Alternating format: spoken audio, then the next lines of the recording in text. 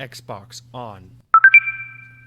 Welcome to Xbox On, a podcast with one host about one console, Xbox. I'm said host, Jesse DeRosa, and on today's episode, we'll be talking about the latest Xbox news for the week of October 13th, 2022, including Xbox Cloud Gaming is officially coming to MetaQuest 2. Microsoft gives us a peek behind Game Pass's financial curtain. Ubisoft announces a new global office. I want to opine about this gem of a game I just discovered called Dead Space, and more.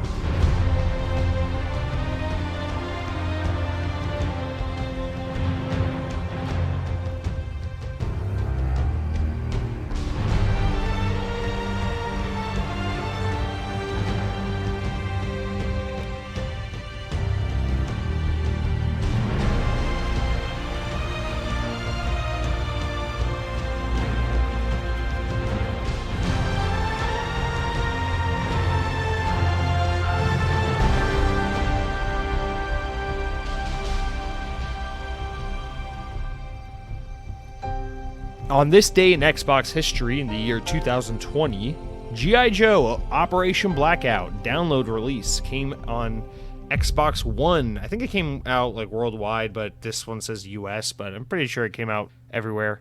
G.I. Joe Operation Blackout. You may be saying, what the fuck is G.I. Joe Operation Blackout? I only picked this one because I'm literally playing this game right now. It is a current game I am playing. Yeah, this game is kind of garbage, middleware, G.I. Joe licensed crap, and I absolutely adore this game. It's kind of what I miss a lot in gaming, just that kind of not fully there, but there's like an inkling of a decent game here, just kind of quick turn and burn, no name dev licensed game. It makes me a little nostalgic, but yeah, this game's kind of good. It's a little bit of like a short mission based Gears of War clone, if you will, is like the best way I could put it, but it's not a bad game. I don't know why, don't know what's going on with me, but I've been having a weird little G.I. Joe kick lately, so when I saw that this was a game that came out on this day in Xbox history, I knew this is the one we had to use for the show. So I got my Cobra shirt in the mail coming, playing some G.I. Joe this weekend.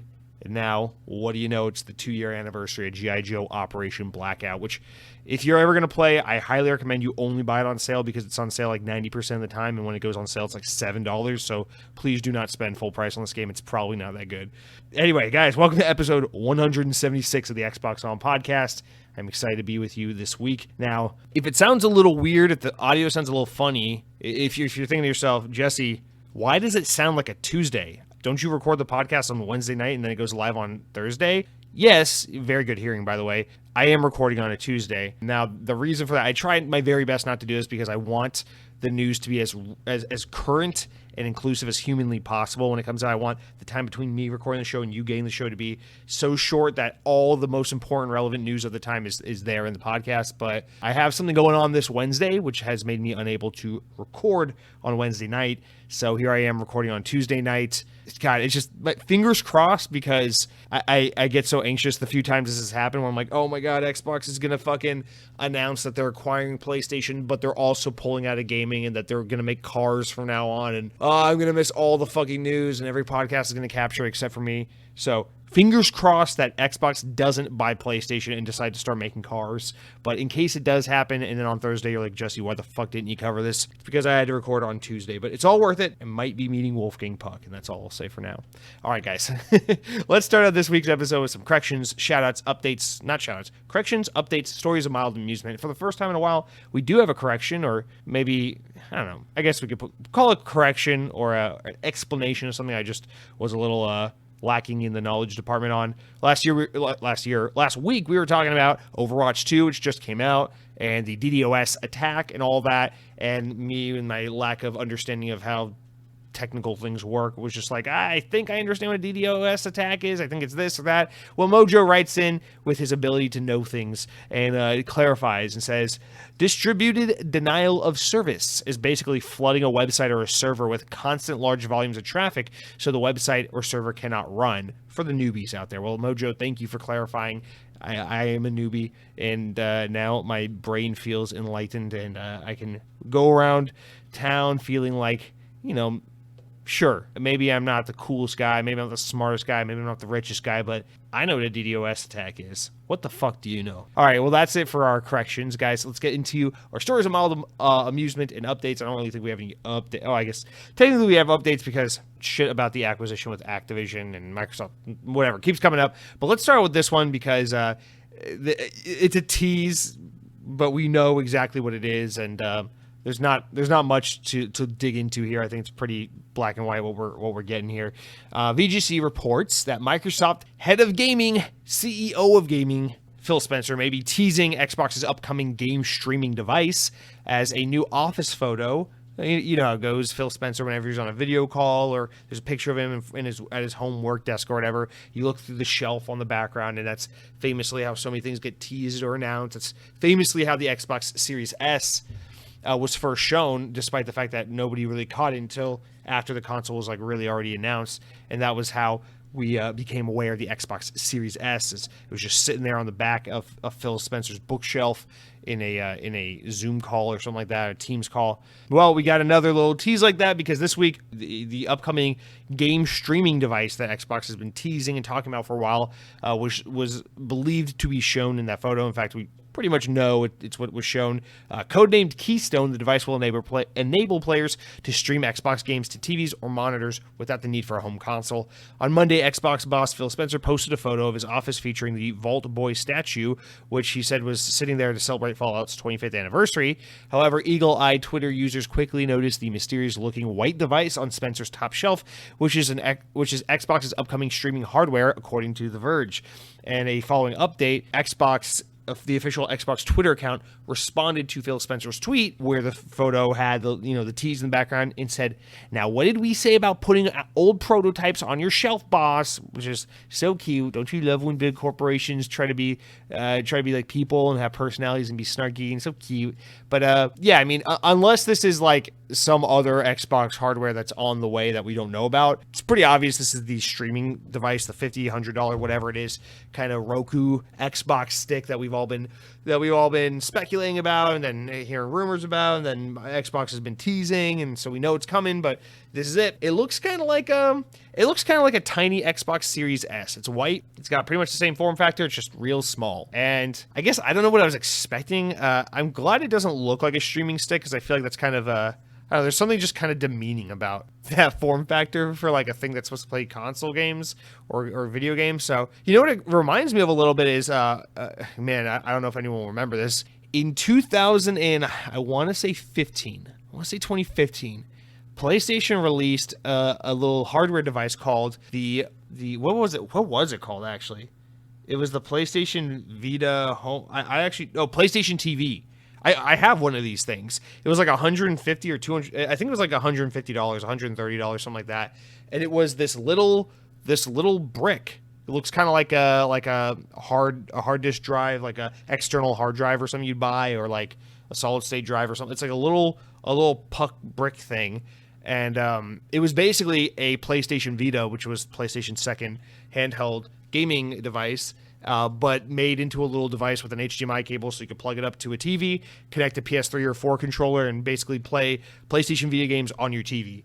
So this kind of looks like the Xbox version of that. The difference is this is not a piece of hardware that runs games natively. This is a box that connects to your internet so you can stream Xbox games to your TV or monitor. So definitely different idea, but it kind of reminds me of a similar form factor. I don't know. I got those. That I was reminded of that when I saw it. Obviously, this is very different. PlayStation TV was absolute bomb. Like it completely bombed when it came out. No one ever talked about it. I doubt many people remember it. And I ended up picking mine up on Amazon for like $20, like less than a year after it came out, because PlayStation was just like, we're fucking getting rid of these things. Neat little device, little piece of gaming history. But I don't think that will be the case with this device at all. I think this is a really wise piece of tech for Xbox to be working on and getting out there.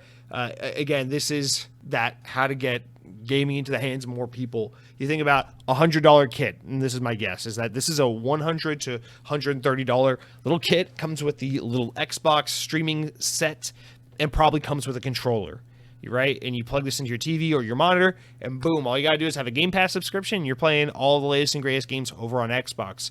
And in a world where Xbox's major focus is trying to get subscribers to Game Pass and not necessarily, not their biggest focus isn't necessarily selling hardware. This is just another low barrier entry point. You got the most affordable console on the market with the Xbox Series S. You got the streaming stick, which is the most affordable way to play Xbox games, period. And of course, you have the hardcore console like Xbox Series X, and with all these different SKUs, plus the ability to stream through PC and mobile, etc., tablets, various Logitech cloud devices made from China, whatever. This way, everyone has a way of accessing it, especially when you're trying to penetrate those markets in Asia, where they're trying to get in Japan, they're trying to get into Korea. These are the kinds of devices I think that are really going to help appeal to those markets, as well as maybe give, I think about like the PlayStation fan that really loves Bethesda games that no longer can play Starfield. This might be a way to sell that person some Xbox-related hardware and get them to subscribe to Game Pass, because, maybe if you're Joe, the PlayStation 5 fanboy, and you've never bought an Xbox and you never wanted to, but you love Elder Scrolls and you love Fallout and you love Bethesda, and you're like, fuck, I want to play Starfield, and you're not a PC gamer or something, maybe you're going to pick one of these up so you can play Starfield. It's that's the kind of thing, is more ways to get people into the Xbox ecosystem. So I think that's what this device is. It looks like it's all coming together, and I think pretty soon here we'll probably have some more concrete info on this device. But moving on to our next story of mild amusement I want to get into. This one, I think maybe this one doesn't necessarily apply to a whole lot of people, because I know Google Chrome is just such a dominant web browser, but to me, I thought this was pretty cool and exciting. Per Windows Central, or as reported by Windows Central, and I tested this out myself, it's a thing, it's awesome. Xbox Cloud Gaming, the cloud-based gaming service included with the Xbox Game Pass Ultimate, is now being included via browsers and in mobile devices, as we knew was coming, but now we have a more direct and like appealing way to kind of find ways to access cloud gaming. So let me stop being vague and say this. So a new feature is rolling out. I'm already able to use it on my computers. I've tried it out on my Surface and my desktop, and it worked. A new feature is rolling out that lets you access Xbox Cloud gaming directly from Bing searches when you use Microsoft Edge. So let me explain what that is. So they already have this on Microsoft Edge for iOS. That's kind of how you get around the whole, you can't get the Game Pass app in Apple's App Store. But basically what this means is, so you're on your computer or your iPhone and you use Microsoft Edge as your web browser because you have a big brain, you don't use Google Chrome. You use Bing as your search engine instead of Google, because you also have just a massive brain, and you type up Gears 5 or Halo Infinite or whatever you type in, right? And then the first search result, like any search engine like Google or whatever, you'll get the Wikipedia page and the website and some game facts or whatever it is. But you'll also see, just at the very top, the picture box art for the game and a little green Xbox logo button that says play now. Click on that, and if you signed into your Xbox, your Microsoft account through Bing, through Edge, it'll just automatically launch you into the game through your web browser. It's fucking awesome. Really cool. Another accessible, easy way. Again, this is probably doesn't mean a whole lot for those of us who are like hardcore, lifelong Xbox gamers who like to sit in front of the couch and play Xbox.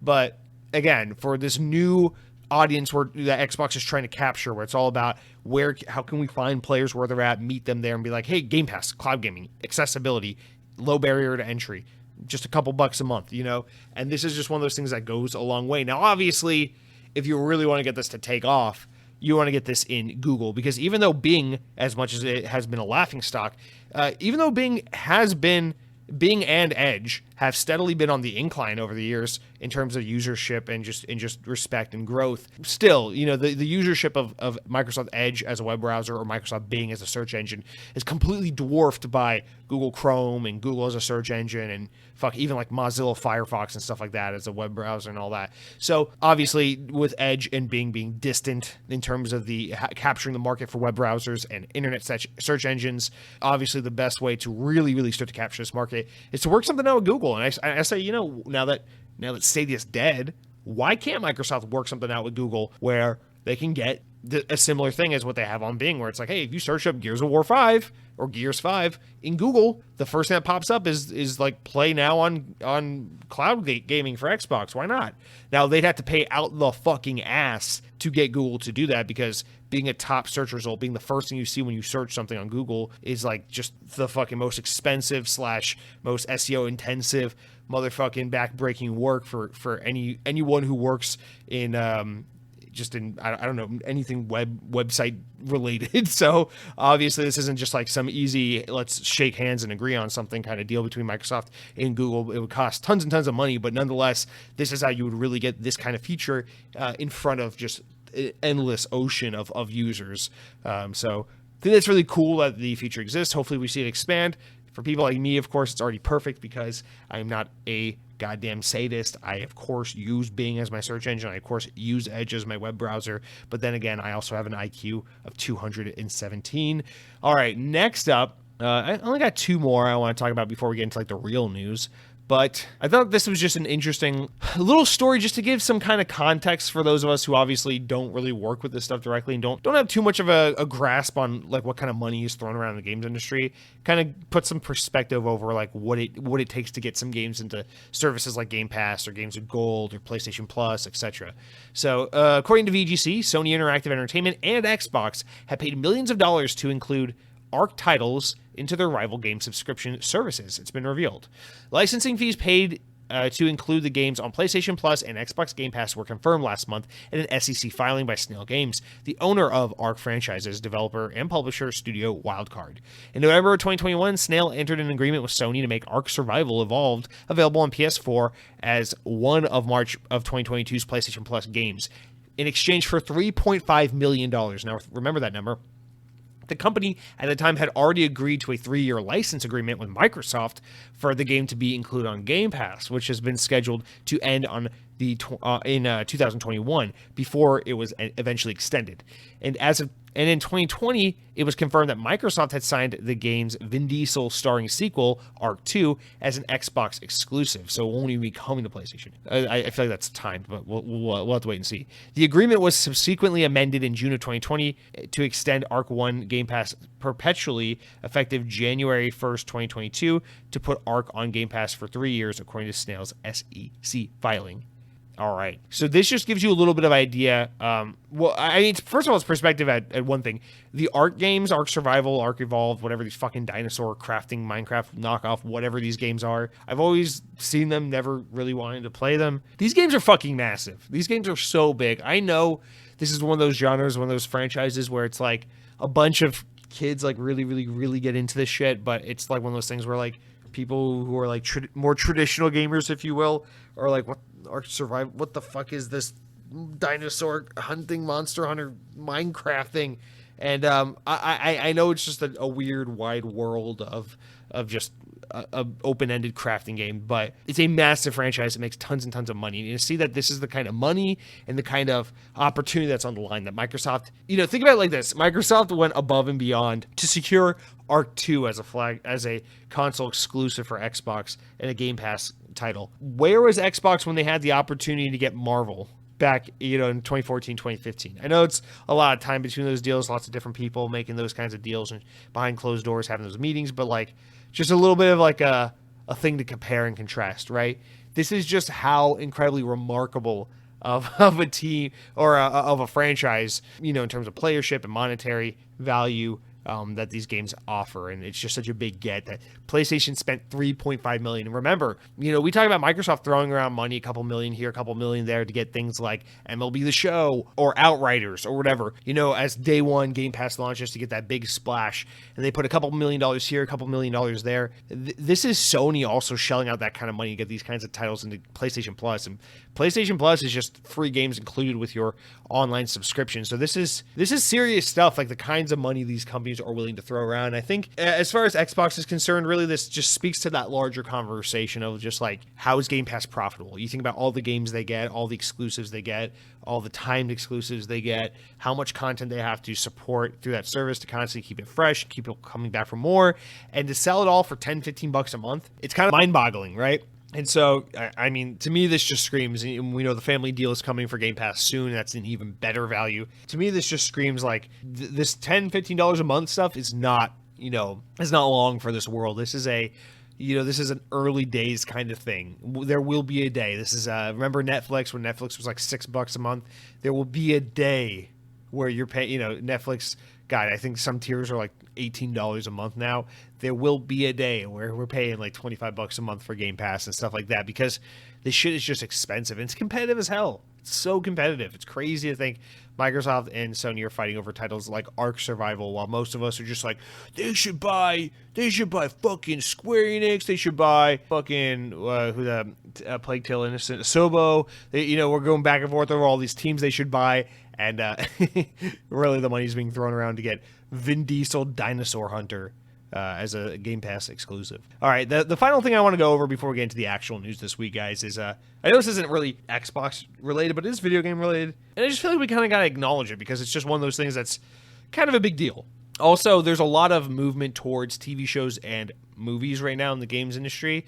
And some are doing it better than others. So I just kind of want to mention this, just get a read, a pulse read. I'd love to hear you guys write in on this with comments if you have anything to say on the matter. But last week, I guess last Thursday, Friday, or whatever, Nintendo released the first trailer for the Super Mario Brothers movie, which has been highly anticipated. I shouldn't maybe say...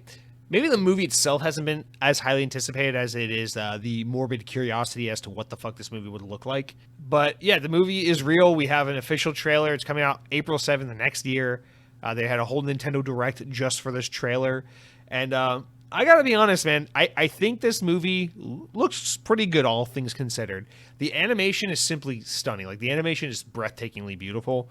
And I was actually really sold by that first part of the trailer with Bowser and the penguins and the castle and just the fucking animation and the goofiness and cuteness of it all. I thought it was really good.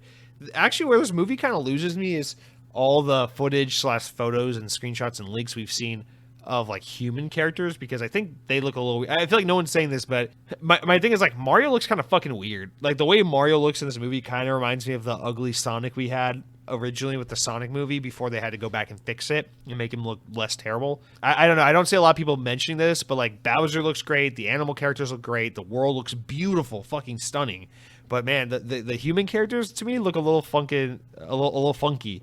I don't know. So I just wanted to say that. But mostly, I actually want to give Nintendo some credit, because there's just so much of a weird disconnect right now in games with this massive... I honestly, I can't put my finger on what it is, but like, it's this desire for this synergy, this cross-pollination of entertainment mediums, where, obviously we have historically seen video games become movies and movies become video games, and the cross-pollination of these mediums.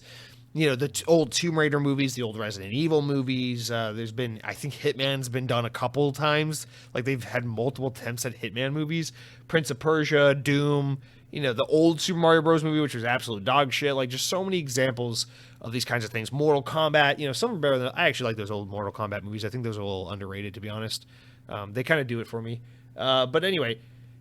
Just lately, we've been really going back to that. Like, PlayStation right now, as I mentioned last week, they're kind of like in a little bit of a 2013 Xbox phase, where they're just like TV, movies. Like, if you really look at PlayStation's upcoming slate, we know a lot more about the upcoming movies and TV shows from PlayStation than we know about the upcoming games. Like, after God of War in November, it's like whisper quiet over on PlayStation. It's just a bunch of fucking TV shows. And then you look over at Nintendo, and it's like, God, they're actually doing it. Like, we all thought Nintendo would never give this shit a chance again after the 90s and the Mario Bros. Movie and the shitty Zelda shows and shitty Mario shows back in the day. And remember that Curry show on like 4Kids TV back in the early 2000s? People around my age will absolutely remember what I'm talking about. Just lots of weird shit. And I don't know, it's just a crazy thing. Nintendo's going back. They're giving it another go. Nintendo, who are so historically protective of their characters and their IP, and here they are, of all studios, working with Illuminations on the fucking Despicable Me guys. They make some of the absolute worst, most dog shit movies in animation, and Nintendo's working with them to make a Mario movie. It's absolutely just mind-boggling. And I mean, here we go. Like, and Xbox is definitely innocent player here as well. We just got the Halo TV show this year on Paramount Plus, which at first I was like, it's different, but it's not bad. But as the show progressed, like that Halo show was rough. Like that Halo show, like looking back on it, having finished the season in hindsight, that Halo show kind of sucks. It kind of misses entirely the core of what makes Halo special. The live action looks just super fucking cheap and budgety as hell. The goddamn like Chevy SUVs driving around the background, disguised as not fucking cars, but they absolutely are. And it's a bad show. It's like not a great show. It has some good elements and some good moments, but it's not a good show. And it's just weird to see everyone jumping back on this. Historically, it's been such a struggle for gaming to translate well into TV and movies, but it seems like the times we see it get done right is almost exclusively when it's done as a TV show. I'm talking about that new Edge Runner Cyberpunk show on Netflix, or like the Castlevania show on Netflix. Those are two perfect examples. People absolutely adore those shows. Or remember back Halo Legends, that collection of like the various like anime style Halo interpretive shorts from like 2010 or whatever that was. Like those were fucking awesome. Like so many examples of like doing it right. And it seems like consistently it's like short form or TV show or animation wins the day. But it's this constant thing of like, why are we all jumping back into this attempt to do video games as movies, to do video games as TV shows? And most of it, it's like not like Uncharted. They just did an Uncharted movie, and I heard it was fun. I haven't seen it. I actually want to see it. It looks like it's fun, but very, very stupid, and that seems to be the reaction most people who have seen it have given it. And man, it's just, God, it's like, why are we doing this? You know, it's like video games. I don't know. I know I sound all over the place, but I have a lot of thoughts on this. It's something that we don't talk about too much because outside of Halo, there's not much of this happening in the Xbox ecosystem. But the fact that Sony's going so hard on it, and now even Nintendo's getting involved in it, I'm just like what? Video games have come so far. They're so cinematic. They're so experiential. They're so beautiful looking and just vivid and encapsulating and engrossing. And for some reason, we still feel this need to be like, how do we adapt it into movies? And I understand it's not necessarily about, well, we think movies allow for a mode of immersion that video games don't have. I think it has a lot more to do with we're trying to get our IP across to markets that otherwise wouldn't play video games, so that, you know, The Last of Us or Uncharted or Mario or Halo can be a beloved property to people who wouldn't otherwise like video games.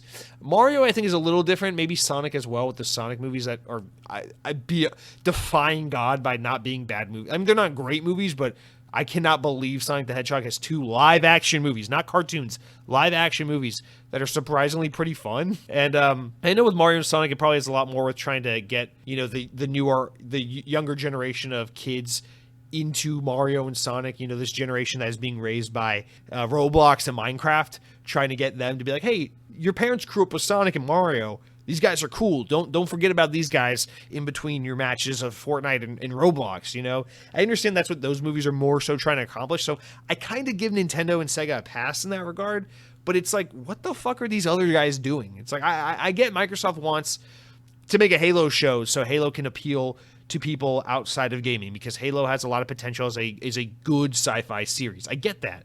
But man, do Halo some justice. Don't make it a fucking shitty, cheap live-action, like, softcore porno. Like, make it a fucking kick-ass anime or something like what Cyberpunk did. And I don't know, it makes me sad that we've been doing this song and dance for so long, and every now and then, sure, you get a Sonic movie or what looks to be like this new Mario movie, and it just somehow gets it right. But too often, you know, way more often than not, it's just like, what are we doing with these fucking live-action Halo shows? And I'll give them credit, that Last of Us TV show, I saw the trailer for it. It looks good, actually. And, you know, it's completely pointless because Last of Us is such a fucking story-driven game that it feels like you're basically watching a TV show anyway. But I guess if you want to just take all the interactive ability of that game away from it and just watch it, I guess that's one way to get maybe mom and dad or grandma and grandpa to give a shit about The Last of Us. I don't know, but I don't know. I just wanted to rant on that a little bit. Shout out to the Mario movie. It looks surprisingly good. Again, the studio making it, Illuminations, they are absolutely dog shit. They make Despicable Me and Minions and Secret Life of Pets and Sing and all these god-awful trash movies. And this Mario movie looks really good. Like, the animation is breathtaking. It looks cute, looks charming, it looks funny. I want to give him credit where his credit's due. Like, I'm actually looking forward to giving this movie a watch. I wonder, I'm willing to bet this has everything to do, the reason why Illuminations is making this movie probably has everything to do with that contract between Nintendo and Universal, because Universal is NBC Universal, which is owned by Comcast. Obviously, they have a deal with Nintendo because they're building all those Nintendo lands in their Universal theme parks around the world. Japan has one. California's about to get one, and we're getting one here in Florida in a few years. So my assumption is that that partnership, that agreement between Comcast, NBC Universal extends to movies as well, because Illuminations is actually owned by NBC Universal or Comcast or whatever. That's like their Disney or their Pixar, if you will. So that I wonder if it's like when it came to movies, they already had some pre-contractual obligation to work with them for a Mario movie. That's my guess, but here's hoping they don't fuck it up. That studio has never made a movie that didn't suck, but this Mario movie looks surprisingly good. So I'm gonna give them the benefit of the doubt and come in as impartial as I possibly can. Try to have a good time, but for the most part, guys, come on. I get it. Games are expensive to make. You want to find ways to make money. Not everything needs to be a TV show or movie. Calm down. Okay, that's it for all of our updates, stories of mild amusement, whatnot. I didn't expect to talk about video game movies for that long, but okay. Guys, we're going to jump into the news next. But, you know, we never go that fast. First, we talk about the games I've been playing of the week, kind of go over that. But before I can tell you about the games I've been playing this week, I want to tell you quick about what I've been eating. Now, I know, Jesse, last week you kind of copped out by not talking about what you were actually eating. You just wanted to talk about Halloween candy, and then clearly no one wanted to talk about Halloween candy because no one even wrote in about it. Jesse, you're just peddling here. You're just spinning your wheels. You're burning out. No one wants to hear you talk about fucking Halloween candy. You absolute hack. And I get it. I'll take the L. I'm sorry, guys. But this week, I gotta talk to you about another thing I haven't actually been eating, but is a food-related thing that is on my mind. It is weighing on me. This is, of course, the McDonald's Cactus Plant Flea Market Adult Happy Meal, now available. Now, for 98% of you who just said, Jesse just word vomited on his podcast, yes. Excuse me. Bless you. I'm sorry. But first of all, no. So McDonald's has adult Happy Meals now. I feel like we got to mention it because so much of this show's foundation is based on talking McDonald's, talking Taco Bell, talking tacos, Tuesdays, whatever. And McDonald's now has an adult Happy Meal. I feel like the cross-section of people who eat fast food, which are also overgrown adults who probably still play with toys and listen to Xbox On, I feel like there's a pretty good crossover. If you look at the Venn diagram, that definitely certainly explains me. And so I'm wondering if maybe a handful of you fall into this category as well, and then maybe this applies to you. The idea of McDonald's doing an adult Happy Meal is ingenious. The only thing I can say to that is, what took you so long, McDonald's? Why? Why did it take this many years for you to be like, oh, we can just sell adult meals with toys and make more money? Beautiful. I love the idea. The problem is McDonald's did the modern try-hard thing. It's this stupid thing where we gotta act like adults are so cool and so everything is so artistic. Listen, adults are more than fucking happy to get a pack of Pokemon cards or a Lightning McQueen toy or a fucking My Little Pony in their Happy Meal box. I absolutely promise you, I know I speak for most people listening to this show when I say, if you want to do an adult Happy Meal McDonald's, just put the goddamn kids toy in the fucking Big Mac combo and everyone's going to be okay. But no, McDonald's had to do this stupid fucking social media market mashup synergy bullshit that they always do. It's like the fucking Travis Scott meal all over again. More like Tragedy Scott, because that guy's a fucking murderer, and also now McDonald's is doing bad things to the Happy Meal. They're practically murdering it. So for those who aren't initiated, because I had to look this up, I had to do research to figure this fucking out. Can't believe I had to do research to understand what a Happy Meal was. But Cactus Plant Farm Flea Market whatever is not a flea market. It's not some nonprofit organization or some fucking hippy-dippy co-op. It is a stupid fucking Urban Outfitters-esque brand, whatever. It's just like some stupid fucking clothing, fashion, trendy Instagram brand where they basically just draw shit. They just draw like urban art and graffiti and birds and fucking dumpsters, and everything has like 4 eyeballs on it. And that is basically what this is. And McDonald's is like, that's cool. That's trendy. I think adults will be into this. And so they partnered with this stupid fucking brand, and they're like, here, now you can get an adult combo like the Big Mac with fries, but it's an adult Happy Meal, and it will come with a toy. We're going to take classic McDonald's characters from like the 70s, the 80s, the 90s, like Grimace and the fucking jail guy and the bird girl and the fucking Ronald McDonald. And we're going to put like 17 eyeballs on these little plastic toys, and we're going to sell them to adults for $14 a combo. And again, it's just like, it's such a good idea, and it's such an easy one to get right. And it's actually more affordable for McDonald's to do the right thing here, but they fucked it up and did the wrong thing. They went out, they partnered with some stupid hippie brand, they got some stupid toy nobody cares about, they tried to be trendy and get the Instagram attention, and they partnered with this dumb Urban Outfitters wannabe to get 5 eyeballs all over your Big Mac. If you don't know what I'm talking about, just look this up. I swear to God, it's the weirdest shit. But I'm telling you, just like I said, adults would be happy to pay $14 for a Big Mac with fries and a drink if you put it in a Happy Meal box and gave them the same fucking toy you're offering the kids on the regular Happy Meal. Case in point, right now for kids, McDonald's Happy Meal toys are Cars on the Roads. The new Disney Plus show, Lightning McQueen, Cruz Ramirez, Tomater, I'm talking the whole fucking 9 yards, Jackson Storm up in this motherfucker, and I would be more than happy to give McDonald's $14 for them to give me an adult-sized Happy Meal cardboard box with a Big Mac, fries, a Coke, and a goddamn Lightning McQueen wind-up race car toy. But no, they want to give me a goddamn bird with 4 eyes on it because they think I shop at Urban Outfitters, but most of my shirts come from Amazon. Okay, so I'm heated about that. That's all good and well. I'm sure many of you have seen that. I feel like that's not a hot take or an unpopular take. I feel like that's pretty relatable. But I do want to give McDonald's a chance to redeem themselves because they did also announce this week that they're bringing back the Halloween Happy Meal buckets. For those who don't remember, I don't know when they did this. Honestly, I don't want to say, oh, that was a thing they did in the early 2000s, and then someone's going to write in and be like, 80s kid here. They did this when I was a kid in 1984. I love Stranger Things. It's like, okay, I didn't mean to offend you.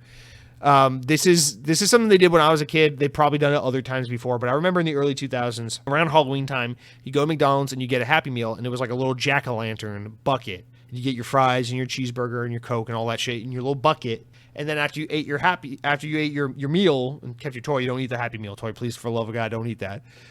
You'd have this little Halloween jack-o'-lantern looking bucket, and you could use it as your trick-or-treat bucket for your candy. It's really cute. It's really ingenious. It's a great way to get kids to want to go to McDonald's for Halloween, all these kinds of things. Really fun idea. And they're bringing it back. So I don't know if it's back right now. I hope it is. Pretty close to Halloween. I just want to give McDonald's props for this because that's a cool throwback. That's a cool way to be like, hey, Instagram, we're nostalgic. Come spend money at our brand. Like that's how you do it. That's good. That's more of that shit, please. And thank you, McDonald's. Also, we want Sonic the Hedgehog mashup with Lightning McQueen toys now at McDonald's. Please and thank you. That's it for what I've been not eating because I didn't eat any of that. I'm just talking about food for no reason. Guys, let's talk about what I've been playing. This week, I got 2 games to talk about. The first one we'll touch on briefly because I don't have much to say. I just really wanted to kind of understand this game. And I'm talking about Overwatch 2. So shout out to my nephew for giving me the cool insider tip. Obviously, many of you, I don't know if this problem is still happening at the time you're listening to this podcast, but over this past weekend, I tried to play some Overwatch 2. I think I played it for 2 nights straight. And yes, it was still having that issue where you log in and it's like, there are 20,000 people ahead of you, and you had to wait like 30 minutes to get into the main menu. I was running into that for a little bit, and then my nephew gave me a super sick insider life hack for Overwatch 2. If you just switch your region from North America to Asia, suddenly it would go from like a queue of 30,000 people to like a queue of 100 people. So that's what I did, and we were able to get in matches pretty good. So for 2 nights, I played Overwatch 2. I played with my brother, I played with my nephew, I played by myself. I tried a bunch of this game, probably cumulatively spent about 4 hours in the game. I never really played Overwatch 1. You guys know I love to rag on it and make fun of little sweaty kids with that Overwatch anime porn and all that. But, you know, the original Overwatch, when it came out in 2016, I only ever played it for 20 minutes. I went over to a friend's house one time. He kept showing me that he had one of those Steam controllers. You remember Steam controllers that had touch pads instead of analog sticks back in the day? And he was like, look, it's so good with Overwatch 2. Why don't you give it a try? And I tried it, and I was like, wow, this sucks. I couldn't tell if it was the game or the controller, but I was like, I don't like any of this. And that was my only experience ever playing Overwatch 1. So I have to be honest. I never gave Overwatch as a franchise a fair shake, and I don't want to just trash the game, especially from a gameplay perspective, without really having ever given it a chance. So knowing well that Overwatch 2, according to everyone who's ever seen it or played it, is just basically a big old 1.5 patch/update to Overwatch, I figured now is the best time for me to give this game a go, see what it's all about, and really give the game a proper verdict based on my experience playing it and not just my reaction to what it looks like. And so I want to be fair, I want to be open-minded about it, and my only stipulation was I'm not playing as any of the freaky characters. So I'm not playing as the NFT ape, I'm not playing as the fucking anime chicken titty girl, and I'm not playing as the fucking Australian girl who tries to be all cute on fucking DeviantArt. I'm not playing as any of them. We're not doing that. But I ended up playing as a bunch of different characters, and there's a couple characters in this game I actually really quite enjoyed. Not so much their personalities; they're all kind of obnoxious, but I really like the new character, the new girl who like has the shotgun, the fucking like Rage 2 looking character. She's cool. I liked that one girl who's in like a knockoff Samus Aran like Metroid style suit, and she's got like the rocket launcher and she has like the hover jetpack thing. So a couple characters I really got into. I was like, these are cool. But this is the problem I ran into. And listen, I understand this is fundamentally what makes Overwatch unique. So the thing I'm about to complain about is probably something most people who like this game adore about this game. And it's that every character is so fundamentally different that it's overwhelming for me to find something I want to play. Because, listen, my favorite first-person shooters, my favorite online shooters to play, no secret. We talk about them all the time on the show. Halo is my number one. I also love Call of Duty. I don't know if Call of Duty is technically my number two, but if we're just going off pure playtime, Call of Duty is my number two. I love those games. Not afraid to admit it. I love Halo so much because Halo's like even starts. Everyone starts off the exact same fucking way, and then you just fight around the map for the good shit. Like, you want the stick grenades, go fight this guy to get the stick grenades. You want the sniper rifle, go fight that guy to get the sniper rifle when it spawns in the map. You want this equipment, fight this guy to go get it, when it spawns in the map. And it's just, everyone has an equal opportunity to play with the same toys. So Halo feels great. It's fundamentally about the same loop of grenades, melee, and AR or BR, whatever mode you're playing, And I think that's just the absolute most perfect first-person shooter. I love it. I love Halo. Call of Duty makes things way more personalized than Halo, but it's also so good because it's so fun to personalize. Call of Duty is great because it's like, okay, what gun do you want to play with? Well, what perks do you want? Well, what kind of grenade do you want? What kind of, little fucking ways do you want to cosmetically adjust your character? And you make your own classes. And it's so fun in Call of Duty because you get to fine-tune your class and your character and your playstyle exactly your specifications. Do you like shotguns? Do you like assault rifles? Do you like SMGs? Do you like heavy, like LMGs? Do you like fucking stick grenades? Do you like Semtex? Do you like bouncing betties? Do you like just regular fucking frag grenades? It's like, what do you like? Do you like smoke grenades? What kind of perks do you like? Do you want to fucking have a turret? Do you want to have a UAV? Do you want to have a ACRV or whatever? I only ever get the 3 kill streak perks or kill streaks because I suck at Call of Duty. Don't get mad at me. But I love it because it's like you can just keep adjusting the game until it plays exactly the way you want to play it. And I love that dichotomy. For me, when I play online multiplayer games, it's like I either play the game where everyone has the same toys and we get to fight over them, which is Halo, or you have Call of Duty where it's like everyone gets to play just exactly the way they want to play. And so it feels very personalized and fun. Overwatch, to me, feels like the absolute worst of both worlds, where it's like, all right, here's a situation. How do I want to approach it? Just like Halo, it's like, what's going to be the best equipment for this map, for this combat scenario, for this game mode, for these kinds of combatants I'm facing right now? And so you can switch your character. Like, oh, I need the person with the shotgun right now. No, I need the person with the sword right now. I need the person with this tactical ability, because they all offer something different, and you can use them in really tactical ways. Of course, it's also very cooperative and team-based. So you want to work together with your team to make sure you have the best assortment of characters. It's cool. It's kind of like Halo in that you can use various tools to your advantage or disadvantage. The problem is, it's also kind of like Call of Duty in that it's like, pick the playstyle that works best for you. So you pick the character that has the loadout you like. But unlike Call of Duty, I can't just pick, this person's gun with this person's special ability, with this person's ultimate or whatever side ability. It's infuriating because I feel like everyone is playing with completely different toys. I'm not 100% head over heels with anyone's full loadout. I want a little something from everyone, and I just can't make my perfect class. It drives me nuts. I can't get into it. So, I don't know. To me, that was a huge turnoff. I also just don't really love the highly team-oriented. I just don't like small, quick multiplayer matches that are so team-oriented. It didn't do it for me. I'd rather just be a little bit more of a lone man solo player. Maybe that's why I like Call of Duty so much. But yeah, Overwatch 2 just didn't do it for me. And I don't want to be down on the game because I actually liked a lot of the characters I did play as, their actual play styles. I thought the maps in the game were pretty cool. I actually really enjoyed the artistic design of most of the maps I played. I tried the game on both Xbox and PC. Definitely this is more of a PC game than an Xbox game. It feels way better on mouse and keyboard for sure. And it's just, the thing is, like, I want to give Overwatch a fair shake so that when I make fun of it, I'm justified. No, but in all seriousness, I want to give Overwatch a fair shake. The game just absolutely doesn't do it for me. It's just not my thing. I don't think it's a bad game by any means. If we're purely talking about Overwatch from the perspective of being a unique idea, I think it's absolutely a unique idea. I think having a personalized identity and being like just something in a league of its own, I absolutely think Overwatch is that. Remember, Overwatch in 2016 really popularized the hero shooter kind of genre, and so in a lot of ways, Overwatch deserves a lot of credit for some of the trends it has spawned in the games industry, for better and for worse. But I want to give credit where credit's due. Am I going to continue to make fun of the NFT monkey and the anime egg titty girl? Yes, of course, no doubt. Am I going to continue to say Overwatch sucks? Yes. But do I admire and appreciate the game in a lot of ways now that I've played it, and there's a lot of respect I have for what the game is and what Blizzard have created here with this game? Yeah, absolutely. Overwatch is not an absolute dog shit game that has no redeeming qualities. There's a lot to love about Overwatch.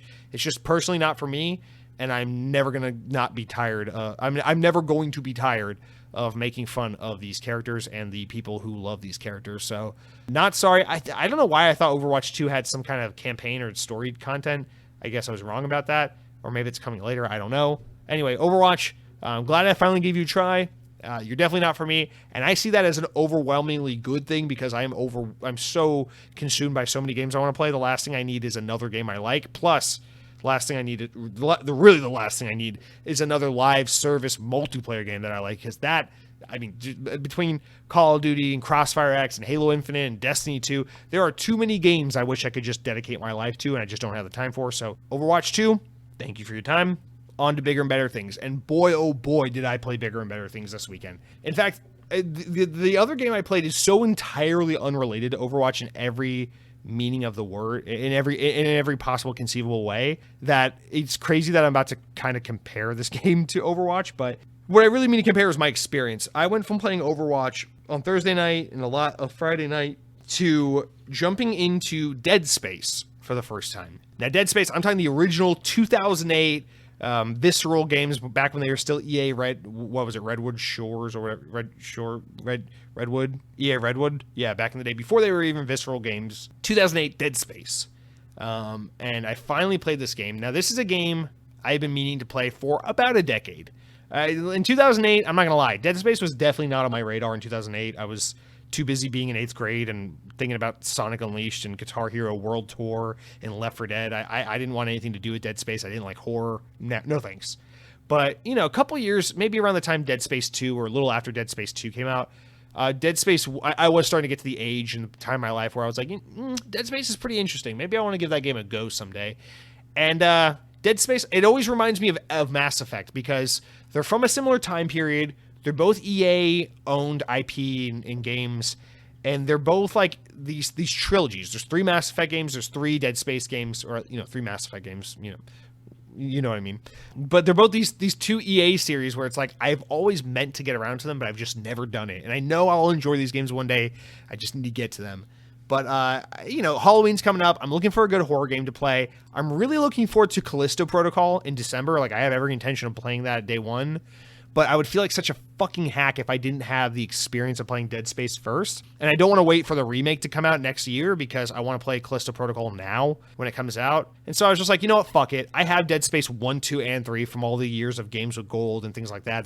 I don't have to buy it. It's already there. It's accessible. It takes 2 seconds to download. It's a 360 game. So easy to just play on your Xbox Series X. Why not? And I got to say, Dead Space, I beat the game. I started on Friday night, and I wrapped it up by Sunday afternoon. Dead Space 1 is my all-time favorite horror game ever. That is what I learned this week. I think Dead Space is an absolutely stellar, beautiful masterclass of a game. I have so little to criticize this game for. Like, I have just, there's basically nothing about this game to me that is anything less than just absolute masterclass in game design. It is everything I could want a horror game to be and more, basically. I will tell you my one and only criticism I genuinely came across in this game, and it is that part where you have to sit in the gunner's seat and destroy those like asteroid debris things that are coming towards your ship for like 2 minutes or whatever.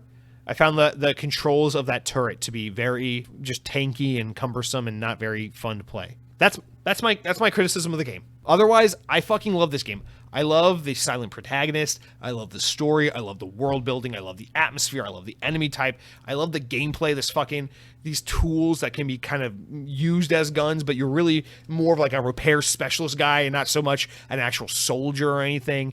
And this fucking amazing. It's so simple. It's so fucking simple. This concept of like, yeah, don't aim for the head. When you're fighting these enemies, you're not going to aim for headshots. These monsters, the best way to kill them is to cut off their limbs, aim for their legs, aim for their arms. It's such a simple conceptually, it's such a simple concept that really shouldn't make that much of a difference, but it's such a smile-earning kind of just twisting conventional thinking on its head. When you play the game, you're just like, wow, how novel. I have to aim for the limbs, not the head. And it just makes the game is so fun. It's just so unique. It's so different to play. You have to just approach for third person shooting in just such a different manner. The ratio of just like haunting, isolated, exploring moments of just trying to solve this simple puzzle or get through this portion of the ship or find this objective to the actual moments where you encounter enemies is so masterfully paced, where it's like there's never too much combat, but there's never too much isolation away from combat, and combat scenarios almost never have too many enemies on screen at once, so it always feels meaningful and purposeful. Every time you encounter an enemy, you know exactly how many enemies are on screen, you know exactly how you're being disadvantaged by the scenario of the combat encounter and what you need to do to try and survive and properly allocate your resources to get out of a hairy situation. It's just such a beautifully designed, intentfully designed game. I cannot believe this game is 12 years old, and I'm just now playing it for the first time. I should be ashamed of myself, and in fact, I am. But Dead Space is, like I said, I rip on horror movies a lot because I don't enjoy horror as a movie genre. I think horror goes with video games like peanut butter and jelly. It is such a perfect genre for gaming. I enjoy horror quite a bit with gaming. It's a genre I actually don't play enough of because I really do love it so much. I love Outlast. I've recently gotten into Resident Evil games. I really liked Resident Evil 3 Remake. I love Resident Evil 7. I do have, I grew up in a household with a lot of brothers that really loved horror games and was exposed to a lot of Alone in the Dark and Siren and just in Silent Hill and all these kinds of horror games. I've always been around horror games. I've played a handful of them, especially later in life, and I really enjoy the horror genre in gaming. But without a doubt, this weekend, when I played Dead Space 1 for the first time, I discovered what is my personal favorite horror game of all time. And my intention was just to play through this game, just to get a feel for what the original thing that kind of kickstarted it all was all about, so that in December I could play Callisto Protocol and not feel like some fucking hack. But I gotta be honest, I feel like I need to get back into this and play Dead Space 2 and Dead Space 3 before Callisto Protocol comes out, because I want to be fully entrenched in that experience before I move on. But at the same time, I feel like I want to let that amazing experience of having played Dead Space breathe a little bit before I just jump into the sequel, because I don't want the whole series to run together as one like linear just chunk of thing I did in 1 week. So I absolutely adore this game. I know it's like, Jesse, you're really gushing and going on and on and on about this game that most of us played like a decade ago. What are you talking about, guy? Move on, dude. Talk about Overwatch 2. Talk about fucking what's the new game people are playing. Talk about the new Battle Pass in Fortnite Season 7, man. What are you doing? But, man, Dead Space 2 absolutely stole my heart this weekend. And I'm so excited for Callisto Protocol now because, Dead Space Remake, that's fine. The thing is, I don't really need Dead Space Remake. I think kind of remaking any game from the Xbox 360, to me, is a little bit egregious because obviously Xbox 360 games don't look stunning by today's standards, but they are in HD. And by the time we got to the Xbox 360, most genres, most game design was pretty matured and fleshed out to where, it's like third-person shooters felt great, first-person shooters felt great, 3D action platformers felt great, third-person adventure games felt great. So there's not a lot of like It's not like the N64 where it's like we need to go back and figure this out because everything was broken back then. Graphics looked like ass. Nothing was in HD. Camera angles were fucking broken. Jump mechanics were stupid. You couldn't see your shadow. You never knew where you were moving. The shooting kind of sucked. Aiming didn't work at all until Halo came out. But there's all these things from like the PS2 era, even the Xbox OG era a little bit, and then before that. But when you get to the 360, I feel like most of those games really hold up. And man, Dead Space 1 is a testament. Listen, I know the Dead Space remake looks beautiful, and I'm sure it will be a great experience for those willing to spend $70 on a game that is basically free on Xbox if you play the 360 version, or if you have Game Pass and you have EA Access, or if you had Games with Gold and never downloaded it. Sure, go spend $70 on a remake of Dead Space. But to me, Dead Space for Xbox 360 2008 looks and plays beautifully. Does it look as good as Halo Infinite? No. Does it look amazing for a game that was released in 2008? Yeah. I played this game on a fucking 60, I don't even know what my TV is, 62-inch 4K HD TV, and it looked great. You know, it looked really good. Obviously, it's not the best looking game of all time, but it is aged gracefully. The art style is insanely stunning, and it has aged perfectly, and the graphics are more than serviceable, and 720p, whatever, I don't care. The game held up great, and at no point were the visuals a hang up for me. I think this game, you know, if you're waiting, if you're like me and you're like, Dead Space remake, Callisto Protocol, which way do I go? You know, similar games, which one should I go for? I say just play the original Dead Space, dude. It's included in EA Access. You probably have it from Games with Gold from a few years ago. Save your money for Callisto Protocol, because that's a new game, not a remake of a game that still holds up without a remake. So anyway, that's what I've been playing this week. I don't want to go on too much longer. I know it's been a lot, but that's the thing I'm most excited about in gaming right now is I finally played Dead Space. It feels like a massive title from my backlog has been completed. And more importantly than that, I have discovered one of my absolute favorite games of the Xbox 360 generation, a generation I would consider to be my favorite generation of gaming, period. You know, like I consider the Nintendo Wii / the Xbox 360 to be my absolute favorite era of gaming. And to know that there is a game from that time period that I just never played, that I absolutely adore and love, that now I have experienced, you know, I've gotten to experience all these years later. It's actually kind of, in a way, it's amazing, because it's like, man, imagine if I could just go back and re-experience Call of Duty World at War, or Guitar Hero World Tour, Left 4 Dead, or Sonic Unleashed for the first time again, you know? That's kind of what it feels like, except I just never played this game. So, last thing I want to say before we get into the actual news itself, I do just want to say real quick, because I'm thinking of Dead Space, I'm thinking 2008, it's taking me back. I want to quickly go through a little bit of this, because look at where we are with gaming today, where it's like you look forward to one or two games. Listen, you end up playing a lot of games. There's a lot of great games, a lot of indies and things like that, and Game Pass opens your mind to so many games you otherwise wouldn't have known about. But back in that like 2007, 2008 era, gaming was so fucking good. So I looked it up because, you know, playing Dead Space was really making me think about that era a lot. I was like, what games all came out in 2008? What was that year? Listen to this. Army of Two, amazing game. Super Smash Bros. Brawl, the best Super Smash Bros. Game. Fight me on it. Mario Kart Wii, the best Mario Kart game. Grand Theft Auto 4, which is actually not my favorite Grand Theft Auto, but whatever. It's a big deal. People love that game. Ninja Gaiden 2, Mirror's Edge, Rock Band 2, Dead Space, BioShock, or that was for PS3. BioShock came out a year early on Xbox 360. Far Cry 2, Fable 2, Spider-Man Web of Shadows, Guitar Hero World Tour, Fallout 3, Command & Conquer Red Alert 3, Gears of War 2, I think I already said Mirror's Edge, Animal Crossing City Folk, which is the best Animal Crossing, Fight Me, Left 4 Dead, Sonic Unleashed, and of course, Wii Music. Nah, I'm just kidding about that last one. But yeah, dude, 2008, what the fuck? And that's just some of them. I missed a couple. Mercenaries 2, World in Flames. God rest in peace. Fucking pandemic games. Like, oh my God, what an immaculate year. What an absolute amazing year for gaming. It's just like, God, dude, I can't even think of a year in the past like decade plus. That's I can't think of a year in the past decade that's even been that good. 2007 was another one of those amazing years. Just the year before, Halo 3, fucking Mario Galaxy. Holy shit, dude, amazing, just absolutely immaculate. Anyway, I just want to go over that. Fucking shout out to the late aughts. Such a good time for gaming. Shout out to the Xbox 360. Obviously not the best Xbox. The best Xbox is always the most current Xbox, because this Series X does it all. But, if we're talking about the Xbox that I just think had the best energy and momentum and support and just kind of feverish excitement and just pure enjoyment surrounding that platform, it's going to be hard to convince me it wasn't the 360, man.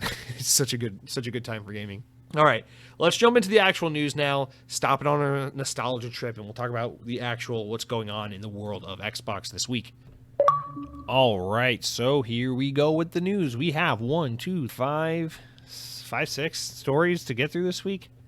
Not terribly long, nothing terribly whoa, but this first news, I guess the first story actually is a little surprising. I know I'm, for one, pretty excited, so let's get into it, guys. VGC reports that Microsoft have announced that Xbox Cloud Gaming is coming to MetaQuest 2. The company's CEO, Satya Nadella, that's Microsoft's CEO, revealed the news during a Meta Connect 2022 live stream this past Monday, saying, quote, "The Xbox Cloud Gaming enables you to stream hundreds of high-quality games to a range of devices that will include MetaQuest 2 in the future."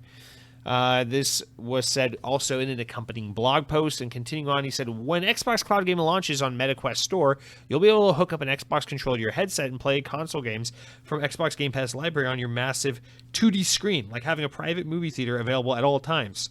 No data is available yet, but we hope to share more details as soon as possible, they added. Man, there's very little to go off of here. This was kind of a comment made like in passing, and so it wasn't like a huge thing. It wasn't like this is the bombshell news of this event, and so I guess they're not really digging into it too much. But the thing is, I'm actually so excited about this. This is actually like kind of all I want from VR in a way. Is I love VR. Don't get me wrong. I have a MetaQuest 2. I adore that thing. When I first got it for the first month or two, I was obsessed with it. There are some games and some experiences I really do love putting on the headset and having like the motion and the sense of really being there. But if I'm being honest, 9 times out of 10, it's not that fun to go through all the pain and setup of a VR headset. However, the idea of putting on a headset and playing your Xbox games like normal, like sitting on a couch with a video game controller and having your headset on, but playing regular Xbox games is incredibly enticing. It's another way to just add further immersion. Like, for example, like one thing I always think about is when I'm, on Saturday is like Jesse's big day to play games. And I love waking up early on a Saturday and then just like waking up, brush my teeth, head straight to the couch and play video games. Like, that's like one of my favorite things. That's like how I know it's like I earned this fucking weekend. It's like the moment, the one day a week I get to do that.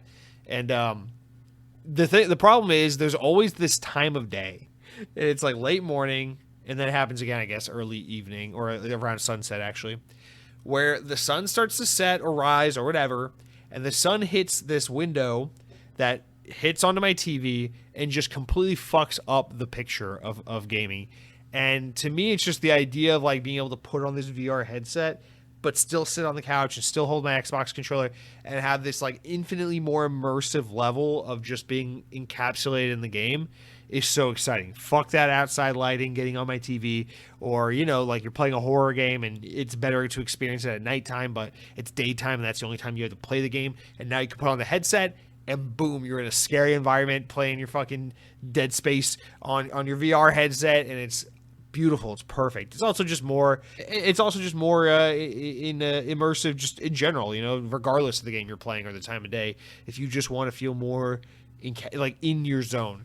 Obviously, cloud streaming is never going to be as good as playing a game natively, so it kind of sucks, to think it's like, damn it, what if there was an Xbox headset? It doesn't have to be VR. It's just a headset that can natively run Xbox games, so I can play that way without having to stream the game like that. Now that's what I want. But honestly, as someone who has a MetaQuest 2, I cannot wait for this to actually come to fruition, because this is actually a feature, a way to engage with cloud gaming that is incredibly exciting to me. It's also interesting because we've just seen time and time again where Microsoft has doubled down and said, hey, we're not building a headset. We don't see Xbox and VR gaming, being a thing that's going to like pan out or something that we want to invest in. It's not something we see a future worth getting involved in. And so to see this is basically as close as we're going to get to any kind of Xbox VR type experience, because Microsoft has made it abundantly clear time and time again, we're just not building a headset.